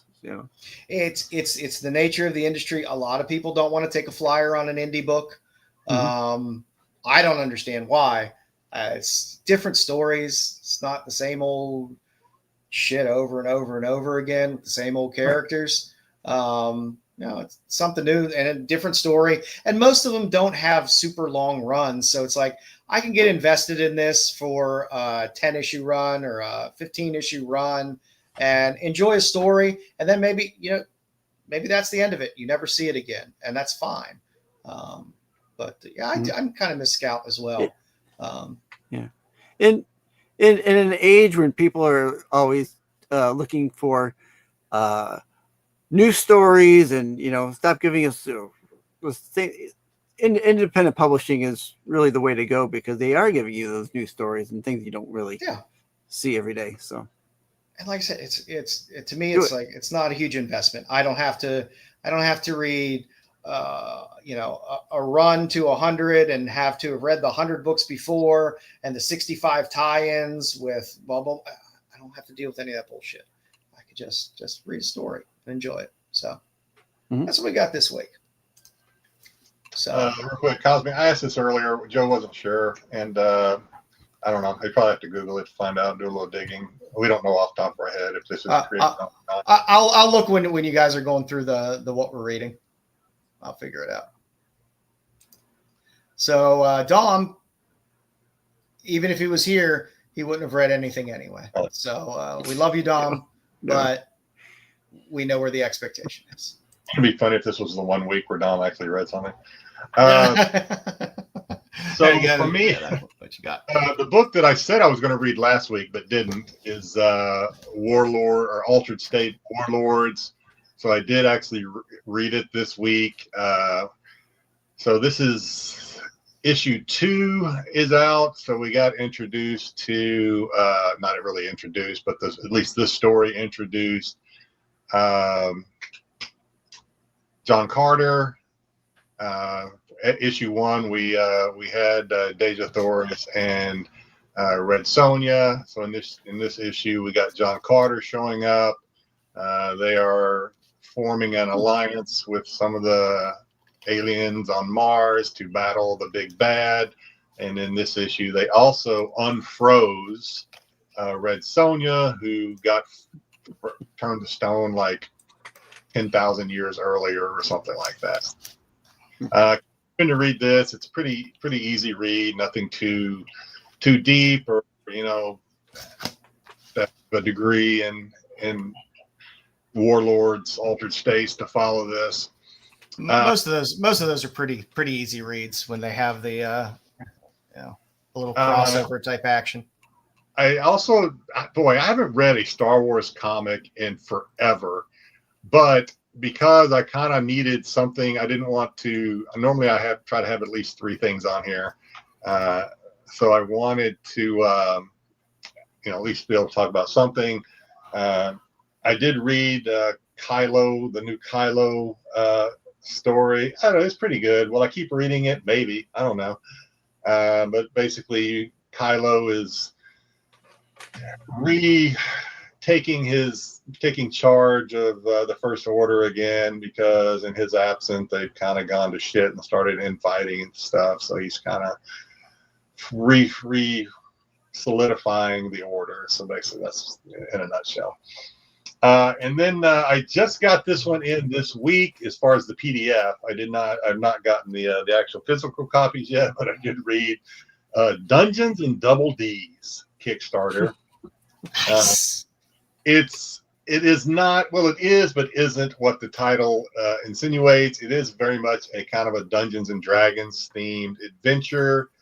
I wouldn't say, while there are some, what was the word you used? Buxom. Is that what you said, Styx? Yes.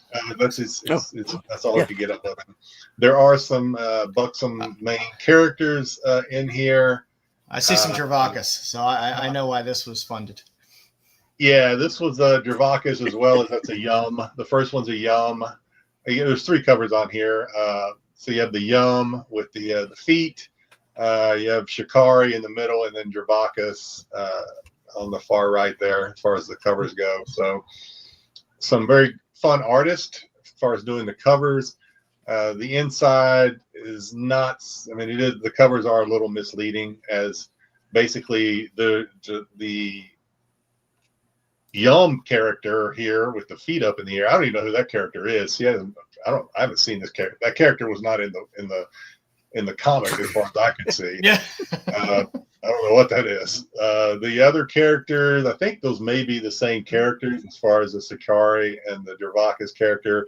She shows up at the very end of the comic. So I assume there'll be more of her in issue 2 when it comes out next year or whenever they decide to do it. But it is kind of a Dungeons and Dragons adventure. You can definitely, if you've ever played Dungeons and Dragons, and I've only played it once, but even that, you can kind of tell that this definitely has a Dungeons and Dragons flavor to it, as far as the adventure. But it's a mature Dungeons and Dragons. That being said, I'm a little frustrated by this one, and not frustrated as in I'm a complete pervert, but it's frustrating in that I know why I read these and why I report on these and why some members of our audience like this segment. Kind of a fake out on this one. So we did have one sex scene, although it was very brief. Not really, I don't even think it was XXX, to be honest with you. And then when you thought you were going to get another one, the guy gets cock blocked and he don't even get the freaking scene. So gets some squire or some bullshit shows up and just totally cock blocks the guy. We need a Vanya Blue Balls definitely for this one. So while it did have nudity, it did have a sex scene. It wasn't a very graphic sex scene. So because of that, it's only going to get a 1 on the Vanya scale. It was kind of nowhere near what we saw with Jungle Fantasy or even Vanya, the Lost Warrior. So it's going to get a 1 on the Vanya scale. But still, if you like mature, it got great cover candy. Which is what I like as far as the Dervakas goes, which is I think what I know that's what I backed on this one. But can be a little. It's just, if you like Dungeons and Dragons and you want a little mature flavor to it, this might be right up your alley. But again, it's not extremely graphic either. So that's what I have for this week's. Excellent. A little bit about Ignition Press. Thank you, Cosmic. He's been putting some stuff up in there. Now on their website, they say creator driven, not necessarily creator owned stories. But what does it say, Mick? Philip Sablick was the president of publishing and marketing at Boom. Then they got some other bigger guns in there as well in terms of people from the film industry, which is kind of nice. Which I think will help them get some of these things maybe optioned, which would be nice. Yeah, they have a nice group of executives over there, which seem to be doing well. Like I said, doesn't on their website explicitly say creator owned stories, just creator driven. But I'm guessing they're probably getting a little handful of something out of that in terms of the rights. So yeah, good stuff. All right. So for me this week, Silent Sun. Good stuff. I had to get this from Curator of Comics. Great book. The art in this is fantastic. The cover is great. It is black and white. It is a larger book. It's about a little smaller than Trade, but thickness wise, it's there. It's a square bound. You know what? They might be dollar bin books, but I like reading them, and they're good stuff. So this book, I had bought the ash can, and I was anxiously awaiting the first volume. It did not disappoint. Dylan Garber wrote this and did the art in it. The art is, granted, it's black and white, but the art in here, let me make myself larger here. The art in this thing is really fantastic. Let me find something that doesn't have anything horrible on it. The art in this is fantastic. It is good stuff. The basic story is a woman's been having these nightmares, and things from her nightmares seem to start to bleed over into reality. And that's pretty much what you get with it's a good setup. I think it's a good setup for a first volume. Like I said, all of the artwork is fantastic. A little bit of nudity, but not a ton. I don't know. I at times I get a little bit of Frank Cho feel out of it, but like I said, the artwork is all really fantastic. It's good stuff. It's a good story. I highly recommend it. You can get it over at Curator of Comics. I don't think this was. I don't know if this was in stores, but it was a fantastic read. And like I said, the ash can was great, which kind of gave you the first slight little chunk of the story. But I'm anxiously awaiting too. And like I said, it as good as that artwork is, that's the person that's doing the interiors, and the artwork is just as good on the inside, even though it's black and white. Quality paper too on that one. Yeah, it's cardstock trade, square bound, heavier stock paper in there as well. But again, I highly recommend it. Good creator, and a good store. So, hey, real quick, don't have to go back to my slide, but who owns the rights to Tarzan? Is that Dynamite? I think that's Titan. public domain. Yeah, I think it's public domain, but I think, if I'm not wrong, I think Titan. So somebody's coming out with a Tarzan book soon. Well, the reason I ask, and I forgot to mention this when I was going my reviews, but in Altered States Warlords, it seems like they introduced Lord Greystoke? What's Tarzan's? Oh, Greystoke. Greystoke, yeah. Right? That's Tarzan. Yeah. I mean, if it's in public domain, you can always do that. Yeah, he got introduced at the very end of the comic too. So if you're a Tarzan fan, we look like we're getting Tarzan in this comic too. Maybe was that the Christopher Lambert movie, Greystoke, Son of Tarzan, or something? Yeah, poor guy. Poor guy had some problems this week in Pittsburgh. Yeah, in Pittsburgh. Yeah. Saw that. Poor Lambert. There can be only one. Alien Books is doing a new Tarzan, Tarzan Beyond. So Alien Books. The first issue came out June 10th of this year. Second one on July 22nd, and the next one will be coming out September 9th from Alien Books. So you are getting a Tarzan Beyond. Like I said, I think most of Edgar Rice Burroughs' stuff is in public domain by this point. Yes. So, it's just like we get Conan through Titan, but then we get the Sumerian through other titles. Yeah, same thing. So good stuff. Styx, did you read anything this week? No, nothing this week. I do have to read my Doctor Who book yet. But nope. No reading for me this week. That's all right. All right. I do have a recommendation this week. Okay.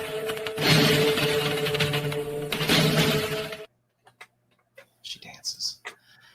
All right. So my recommendation this week. Why not? It is available on Tubi. It's fucking Sonny Chiba. It's a Sonny Chiba. It's the Sonny Chiba. I mean, what the fuck is that? Sonny Chiba. You're not familiar with Sonny Chiba? So I've mentioned this before. You've seen Kill Bill, haven't you? I have. I've seen it once, probably. I've mentioned this before, and I'm just judging this by the poster that you put up. I am not a big karate martial arts movie person, so I'm not really a big fan of those. So just judging by the poster you put up here, I'm assuming that's the genre that this movie is. So yeah, this if you like just a good kung fu fighting fucking movie, it is fun. I put these on late at night And I love, like, if I doze off, waking up to, whoa! It's a lot of fun. Sonny Chiba emotes a lot in these movies. And if you enjoy Street Fighter 2 is also available on Tubi. Like I said, we like to plug these things that are free. You know, not you don't got to pay for everything in this world. You pay but for like I it said, and your time watching the commercials. That's what you paid for. You know what? All the goddamn streaming services are giving me this with the commercials now anyway, and I refuse to pay up. I paid up once for no commercials. Then they gave me commercials and tell me I got to pay up again for no commercials. No, not gonna do it. Not gonna do it. This, yeah, that would piss me off too. But yeah, Prime. There never used to be commercials on Prime. Then it's like, well, if you don't want commercials, now you got to pay up for it. Screw all that. I pay for enough services. Tubi is free, and if the commercials keep it free with the quality of stuff that they have on there, stuff that I can't find anywhere else, I will happily watch a few commercials. And their commercials aren't actually that long either, which isn't bad. It's not like a few of those free ones where it's like, oh, here's 6 minutes of commercials in between, so it's not too bad. But enjoy some Sonny Chiba. He's such a badass, and he's so hilarious. It's definitely worth it. Even if you just watch Street Fighter 1, like I said, if you like it, go for Street Fighter 2. Thank you very much, Stink. Thank you, Stink. Thank you very much, Stink. Appreciate it. He does have a little bit of the Chia Pet hair, but he's fantastic. And like I said, they're fun, hilarious movies to watch as well. You'll be entertained. For all, and I think they have a good number of Sonny Chiba movies on Tubi as well. So if you enjoy Street Fighter or Street Fighter 2, there's plenty to choose from up on the Tubi. So I've been watching a lot of foreign stuff. I don't watch a ton of American stuff on Tubi that much anymore because they have such great Japanese stuff that's up there, and it's just good stuff. Good stuff. Enjoy it. Sorry, Jedi. I know you hate subtitles.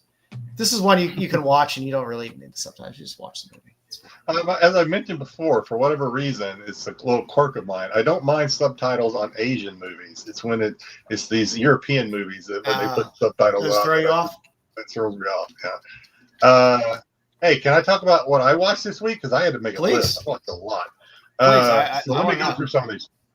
And then we're going to end up maybe talking Silo a little bit if Styx is caught up. So I watched, if you're a fan of Kevin Hart, watch 72 Hours. I thought that was, that's one of the funniest Kevin Hart. I think that was one of the funniest movies Kevin Hart has done in a while, I thought. I did watch it. I found it to be watchable. I got a few chuckles at it. All I wanted was like, make me laugh a couple times. I'll be fine with it. Well, then all you needed was the whale dick, and that's enough. You're the whale dick was the Cat Williams cameo was that made me happy. That was fun. To me, this was like not. I mean, I say classic. Not that Kevin Williams has been around for a long time, but he's been around a while. I'm not Kevin Williams. Kevin Hart. This was more classic Kevin Hart kind of silly comedy that made me laugh. Wow. So I watched Redux. Has anybody watched that? Redux, or Redo, I guess, depending on Redo. REDUX. UX. Yeah. So it was pretty good. Kind of a time travel or universal hopping movie that I thought was pretty good about a woman who, for whatever reason, it never really explains how the technology, apparently only her dimension her dimension has this technology hop from one dimension to the other. And in her dimension where she's from, her daughter was brutally killed. So now these other dimensions and kill her before he can, hopefully before he can kill her daughter in that dimension. So not really, great movie, kind of good. So watched Obsession. So good. I finally watched it. It's a great movie. It's fun. Styx, I don't know if you've watched it. If you it's now free on Peacock. So if you have and you don't want spoilers, you might want to mute us real quick. But I thought it was pretty good. It was different than I thought it would. I guess the reason behind the girl's craziness was different than what I thought it was going to be. I thought she was just going to be psycho for no real reason, as opposed to why she was psycho. So I thought it was pretty good in that it was a different angle. The only thing I didn't like that I thought was dumb was when the best friend or whatever made the wish and it started raining money. I thought that was dumb. I was like, I feel like they could have done that differently. Like if he wanted to be like change it a little bit to where if he wanted to be a millionaire, suddenly he gets a phone call that his rich dad and whole family were killed in a car accident or something. I don't know, something. Yes, but the sequence of actions that happened in that scene happened so quickly that I'm kind of okay with it. You're okay with it? And then again, according to that page he went through, not every wish is granted. So, the fact that, I want to be a billionaire and it starts raining, it could have just been like nothing happened. Anyway, that was the only thing that bothered me a little bit. I kind of thought that was silly.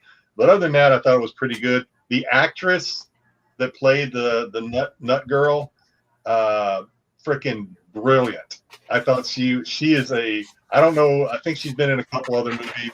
I thought she did a fantastic job of playing psycho, or just like just crazy girlfriend. I thought she was brilliant.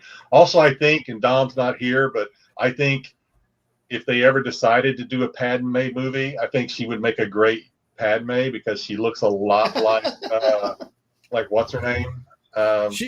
She looks like someone who would be uninterested in their kids. Yeah, exactly. Yeah, she's already great at playing a psycho, but I don't know why I can't think of the girl's name that played Padme right now. She's pre-given up. Natalie Portman? Yeah, she does look a lot like Natalie Portman to me. At least a lot closer to Natalie Portman than some of the other actresses that have been mentioned that could play that. Yeah. Another show I watched, The Last House on Netflix, I thought was pretty good. I did watch that. I thought the ending was kind of kumbaya a little bit, like okay, we didn't kill you, so now we're all friends. I thought that was kind of like cliche or whatever, but up until then, I thought it was decent. It was a decent, different type of movie, I guess. Whereas suddenly the people are in the aquarium as opposed to sea creatures or whatever. I thought it was okay. Did you like it, or do you think it was? I learned a valuable lesson. Don't play with ferrets. Yeah, don't play with ferrets, especially feral ferrets. It kept my attention. Like a movie like that, I'm very rarely going to be just like wowed by. I just wanted to keep my attention, and it did. I mean, it was unique, I guess. It's the plot and the kind of the angles that they went at it, I thought were kind of unique. It wasn't a great movie, and again, the ending of it was kind of cliche. Like, okay, all right. So I mean, it was a little loose in terms of why are they really doing that? Yeah. And why is there a good one? Why is there a bad? Why do they care? Why? But for what it was, it's like, okay, I got it. They were stuck in there. Now they're not. And I guess, the other people that died, like the older couple, the doctor that died in their house, why did they die of seemingly like starvation and the creatures not break into their house? I guess because the whole plan was for the people to die of starvation. But when this one family wasn't dying because of how innovative and kind of lucky they were in their situation, they're like, okay, now we have to like actually go in and try to kill these people. I don't know. So some of the series that I watched, so I've been watching Ted Lasso, the new Ted Lasso on Apple, which I am enjoying, although my brother and some of my friends don't seem to like the new season of Ted Lasso because they say it's weak and it's dumb. I'm like, it's Ted Lasso. It's of Ted course, Lasso, hasn't it always been kind of weak and done? yeah, I don't understand how what you're seeing in this season of Ted Lasso isn't the same shit we got in the other first 3 seasons of Ted Lasso. The only difference is he's coaching females now instead of a men's soccer team, and other than that, it's the same character, it's the same quirky, like silly character. So I don't get it. I'm enjoying it. I think it's just as good as the other seasons personally. A series that's on Netflix, I think it's on Netflix, Best Medicine, I thought was pretty good. It's kind of a comedy in a way, so I thought that was pretty good. I won't go into a whole lot of detail about it. It's just one of those things that I stumbled upon and started watching and ended up kind of binging it over 2 days. We talked about it before we started airing. The new Reacher series dropped this week with episodes 1 and 2. And 3. Episodes 1, 2, and 3. You're right. Yeah. So this is season 3 or season 4? Season 4, yeah. So I don't know. I like it. It's Reacher. It's the same. It's Reacher. I like Reacher when he's kind of on his own and then kind of pulls together a ragtag group of people to do whatever, versus the season where he was with his old team.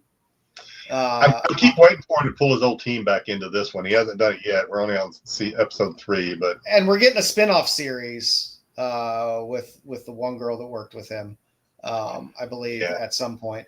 But like I said, I like when Reacher's just kind of alone, and he's just Reacher, and he has to do Reacher shit. It's a guilty pleasure. It ain't high art, but I enjoy it. I like the Reacher that's, like you said, is on his own, and even the same Reacher traits, if you will, as the Tom Cruise Reacher, is where he walks into a room of adversaries and tells them exactly what's going to happen. Yes. and then it plays out. That's the Reacher I like. I also like seeing a man killed with chopsticks. I thought that was fun. Yeah.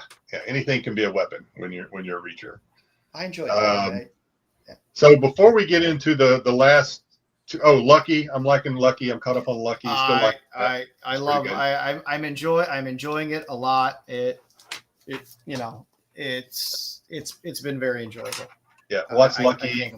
It may not be something that if you haven't started watching it yet, it might not be something that's easily bingeable through like the first whatever episode it's on now, 7 episodes. Oh, I would. Like if I started watching that, I wouldn't stop. As a weekly, I'm enjoying it a lot. I wish I could binge it, because it kills me at the end of every episode, because I'm like, God damn it. Oh, they leave it? It hasn't been like, they leave it enough that I'm just like, I need more. I've just been enjoying it. And when I'm watching a story like that, I want to get through it all. But Apple's going to Apple. So before we get into my last 2 things that we're going to talk about, Joe, I don't know if you knew this or not. I didn't know this until I saw it pop up. Revival season 2 starts next week, 23rd. It does? I knew. August 23rd. I thought, what was it? Who had picked it up, the season 1 for, was it Netflix that picked it up? What was it on originally? I want to say Prime. Was it Prime? It was a sci-fi show, though, wasn't it? Yeah, you're right. It was. So maybe it's Hulu. I don't know. But I think I know Netflix picked up season 1 to replace season 1, but I didn't hear that there was a season 2. I thought, Styx, can you get on that for us?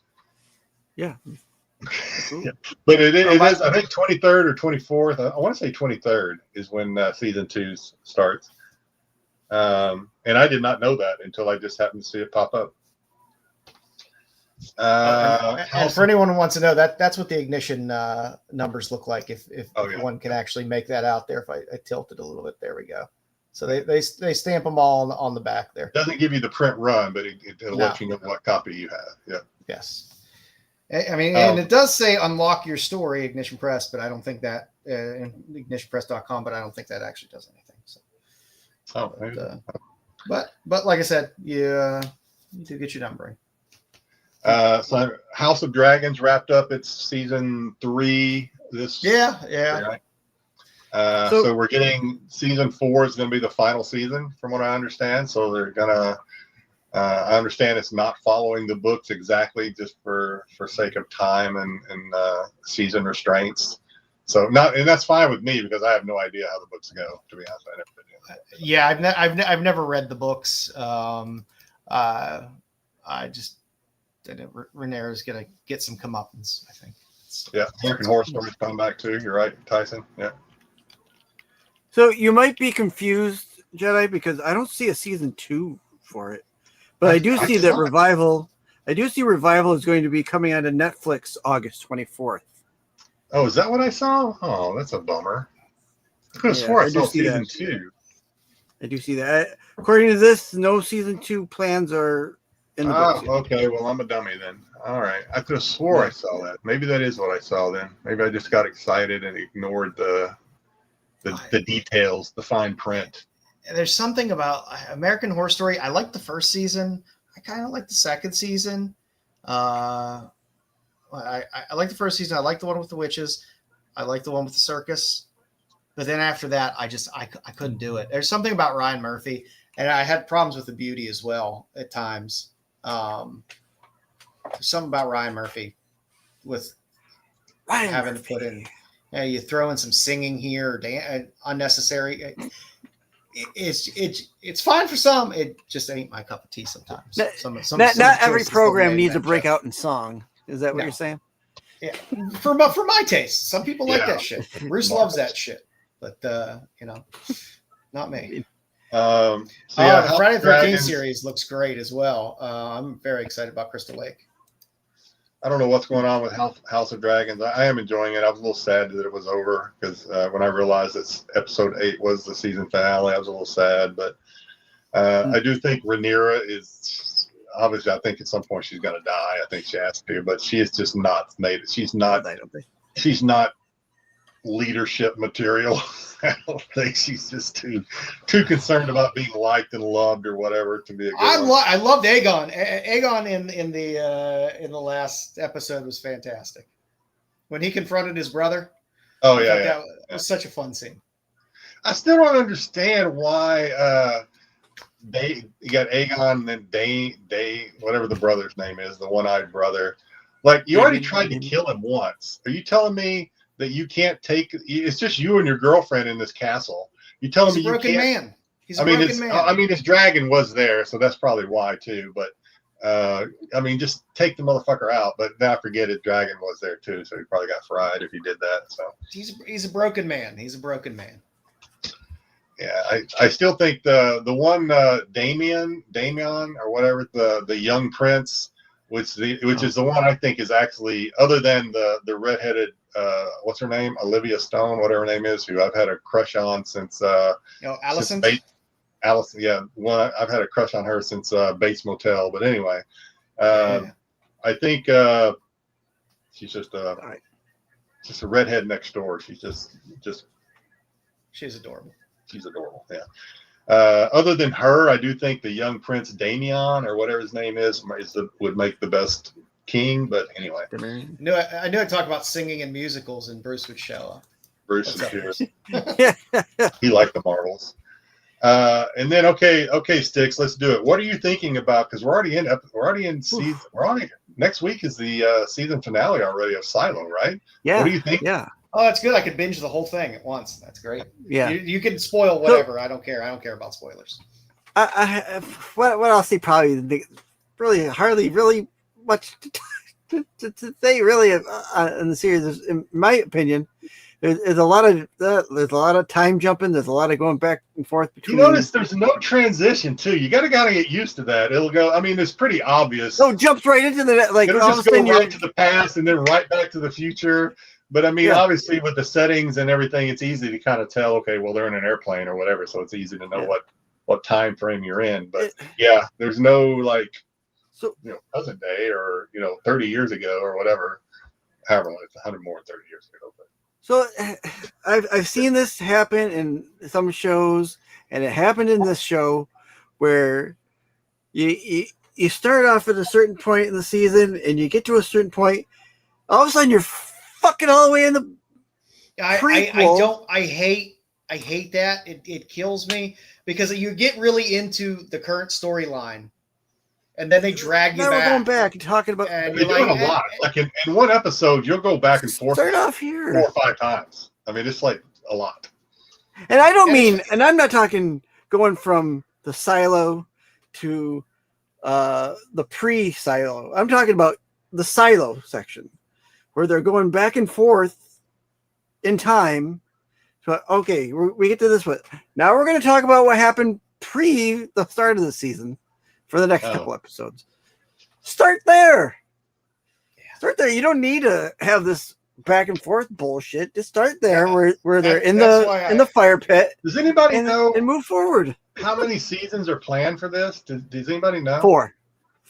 We're coming up on like the end of like one more season left, and again, I never read the book, so I don't know. So I'm enjoying the ride, but I just ordered the comic books, so okay. So I just don't feel like. Boy, not a lot has really happened this season. Nope. I mean, even what they're telling us, through all the flashbacks to like 400 years ago, which is our modern day, where we are now, I guess, as far as you and I sitting here. They're not telling us. I have a theory. I have a theory on that already. We already know this. We already know that the silos were built because of some sort of like dirty bomb or nuclear, some sort of big catastrophe. Well, we know that already, but that's what they're telling us in this back. So I'm like, okay, well, we knew this already. So I have a working theory in my head that with this season, and they keep talking about these the vitamin D bullshit that'll wipe your brain or whatever. Vitamin D plus, which is not vitamin D plus. Not like our vitamin D that we need to live. This is bad vitamin D plus. Yeah. So my working theory in my head is that because they think it's 400 years, I'm thinking it might only be like 40 years or so. Because if they say at certain points they always do the vitamin D plus, right? If there's always an insurgent, they put it into the water and blah blah blah. Everybody gets. That's what I call date night with my wife. Wow. You put it in there. That's interesting. I've never thought of that. I don't know if that's going to play out that way, but that is interesting. And I've never read the book, so I don't know if that's right or wrong. But it seems like that the theme of the mind wipe has been pretty prevalent in this season. Well, but you're also just talking. Are we talking about just this one silo, or are we talking about across? Because there's a lot of silos. I mean, there's there's a lot of silos. So I'm wondering I don't know what number silo they are. Do we know what number silo they are? 17. No, I thought 17 was the silo. Oh, 17. No, you're right. Do we know what silo they're? Are they 22? Is it 22? I don't know. I don't remember. I don't remember now. Probably said, but I have no idea. They do say. I don't remember. Right offhand. So that's kind of a working theory I have that there's not as much time between the present that we're seeing and where the silo is. I think there might be not as far of a time gap as we're led to believe. That's interesting because, I mean, this drug, it erases memories. And unless we're going to find out in the next season that they can also implant memories, because even the people living in the silos have memories of, I would assume, their parents and grandparents. Unless these memories are being implanted somehow, which my problem with the silo. Oh, look, he's joking. 69. Yeah, I'm going. It's the fun silo. It's the fun silo. My problem with the silo kind of is like, okay, 400 years, and yeah, I get recycling, but your food source and your water source isn't gonna last 400 years.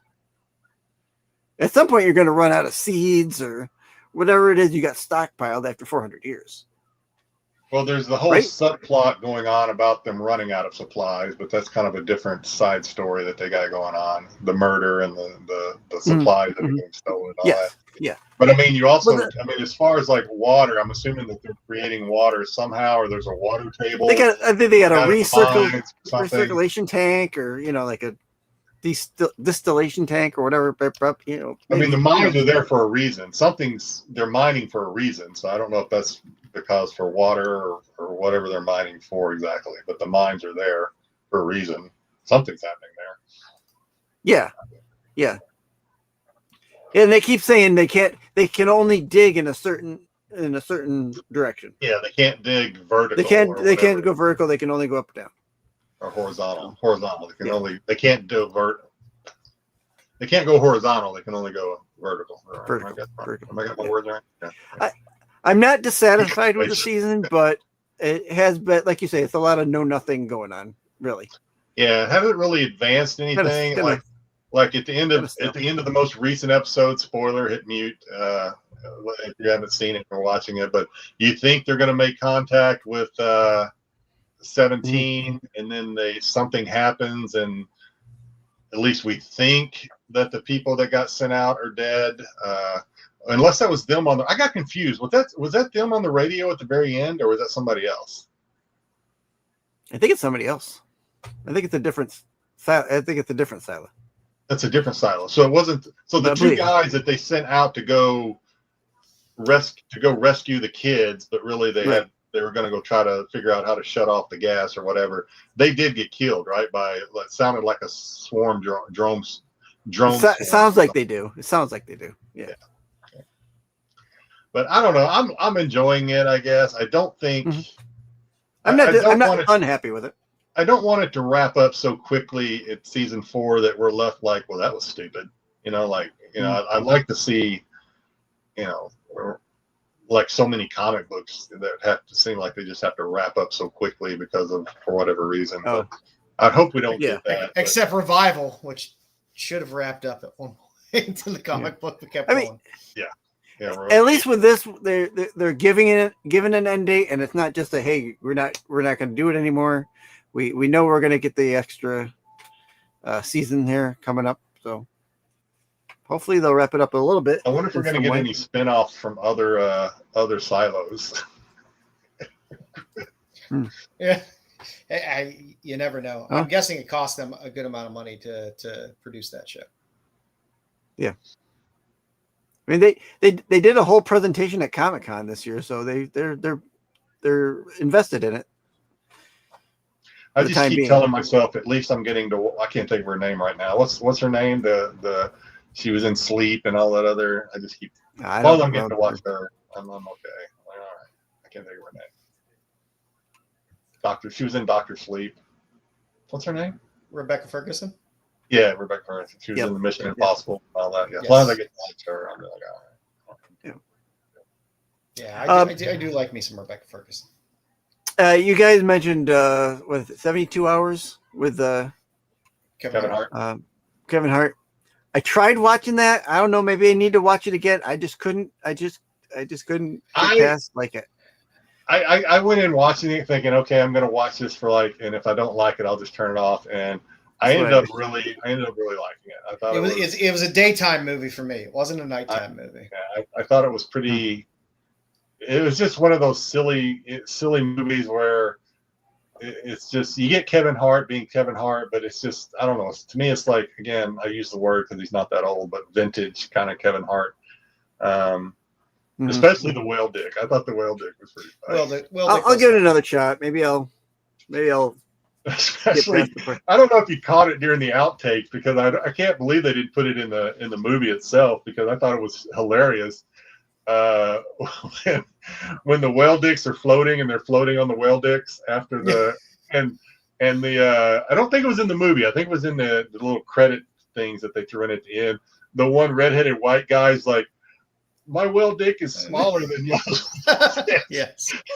And they're like, you don't choose the whale dick chooses you. The one white guy gets the smallest dick. I thought that was funny too. Yeah, it was fun to have the fun outtakes and stuff in the credits of the movie for a funny movie. I haven't seen that for a while. It's nice. And I just thought, again, Kevin Hart doing the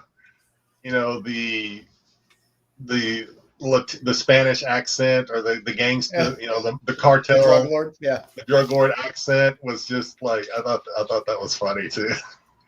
That it's not something something that, hey, this may offend somebody or whatever. Like, no, man, that shit's funny. Let me fucking do it. It's hilarious. I thought it was hilarious. Yeah, no, it was good. The puking made me laugh as well. Yeah. A good hilarious puking scene is always funny. But yeah, other than that, His girlfriend was too hot for him though. That's the only thing.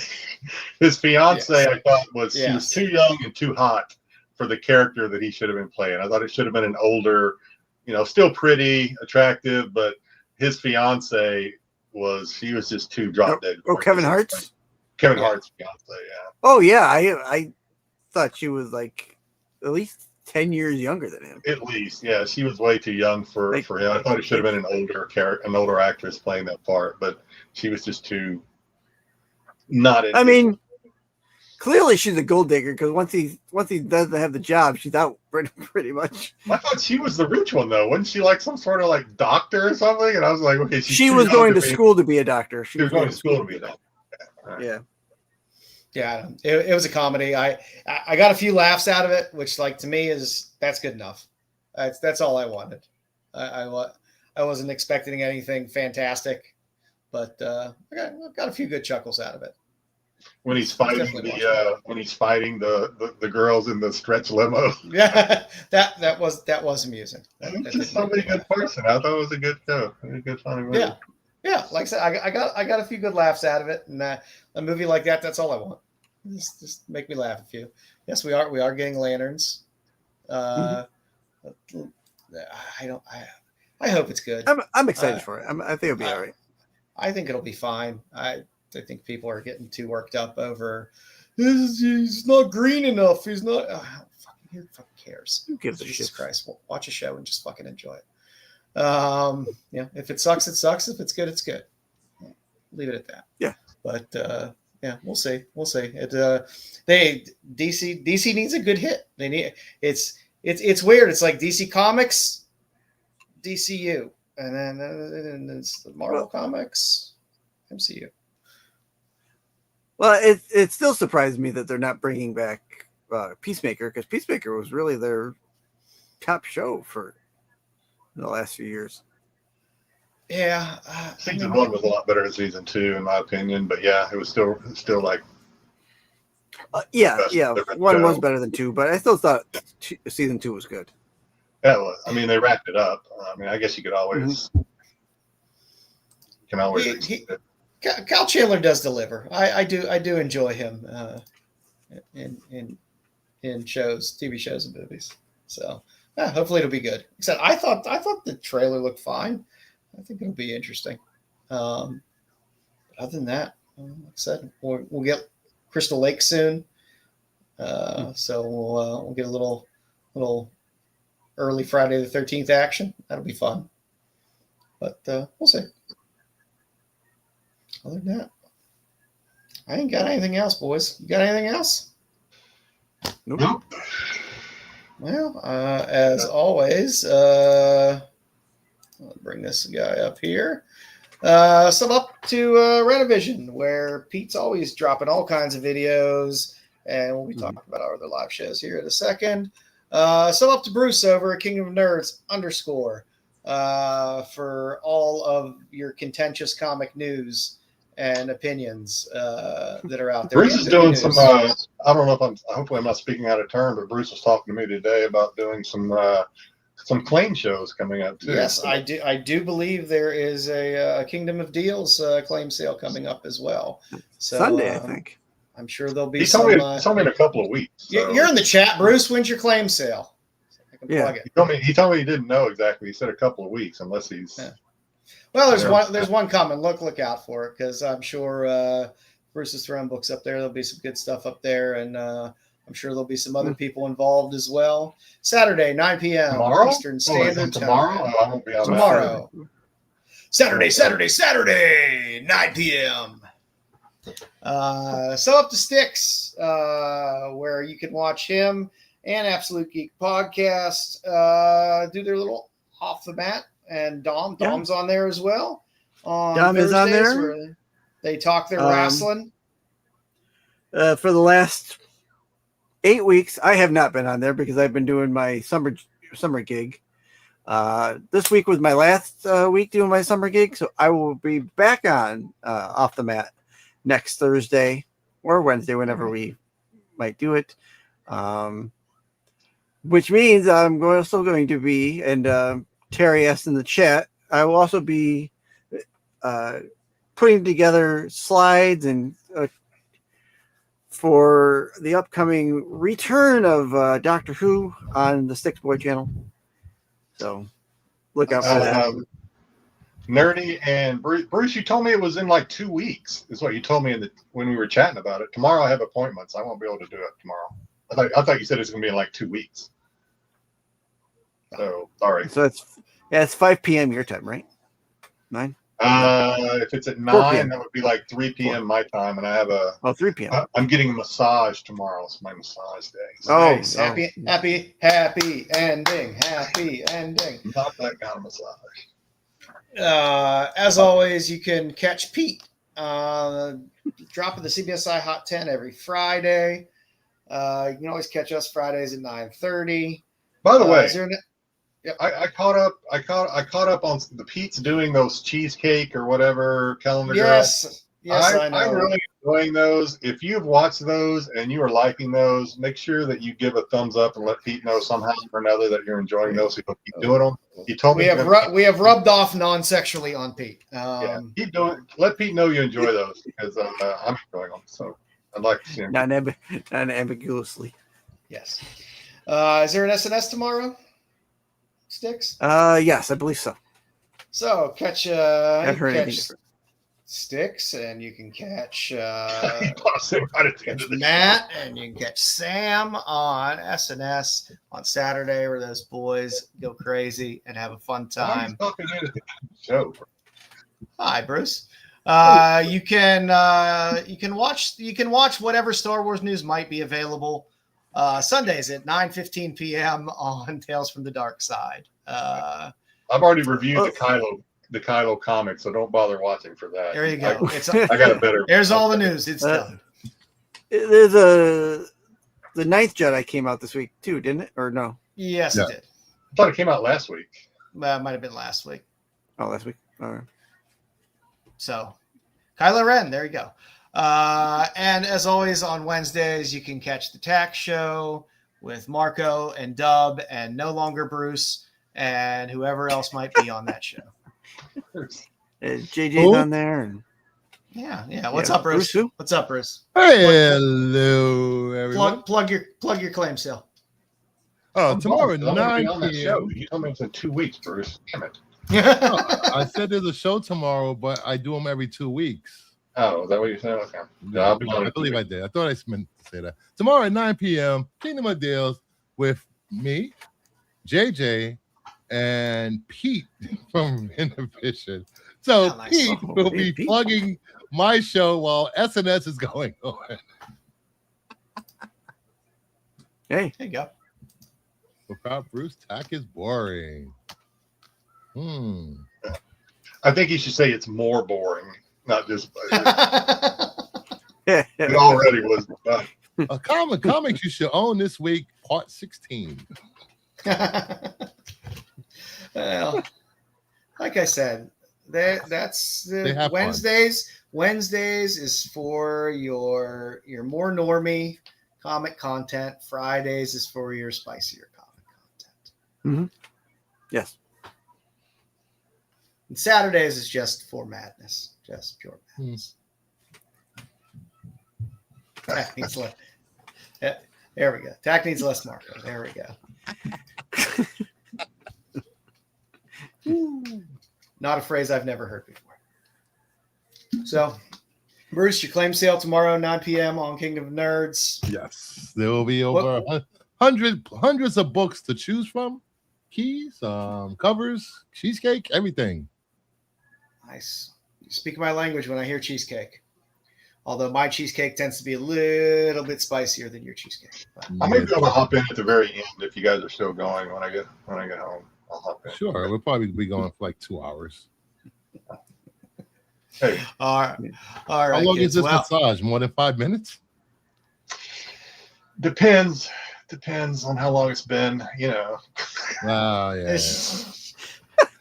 It also depends if you speak It's important English to clear or the not. pipes, man. It's important to clear the pipes. Tell him! You tell him I'm coming! Tell him I'm fucking coming! That's what we expect at the end of that massage. So All glad my right, wife kids. doesn't watch the show. All right. Well, we appreciate y'all hanging out tonight, as always. We'll be back again next week with something. I'll figure out something by Friday. I normally do. But we appreciate y'all hanging out here tonight.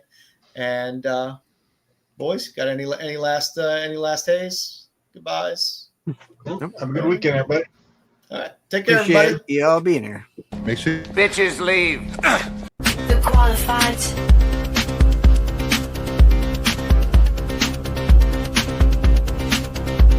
The qualified.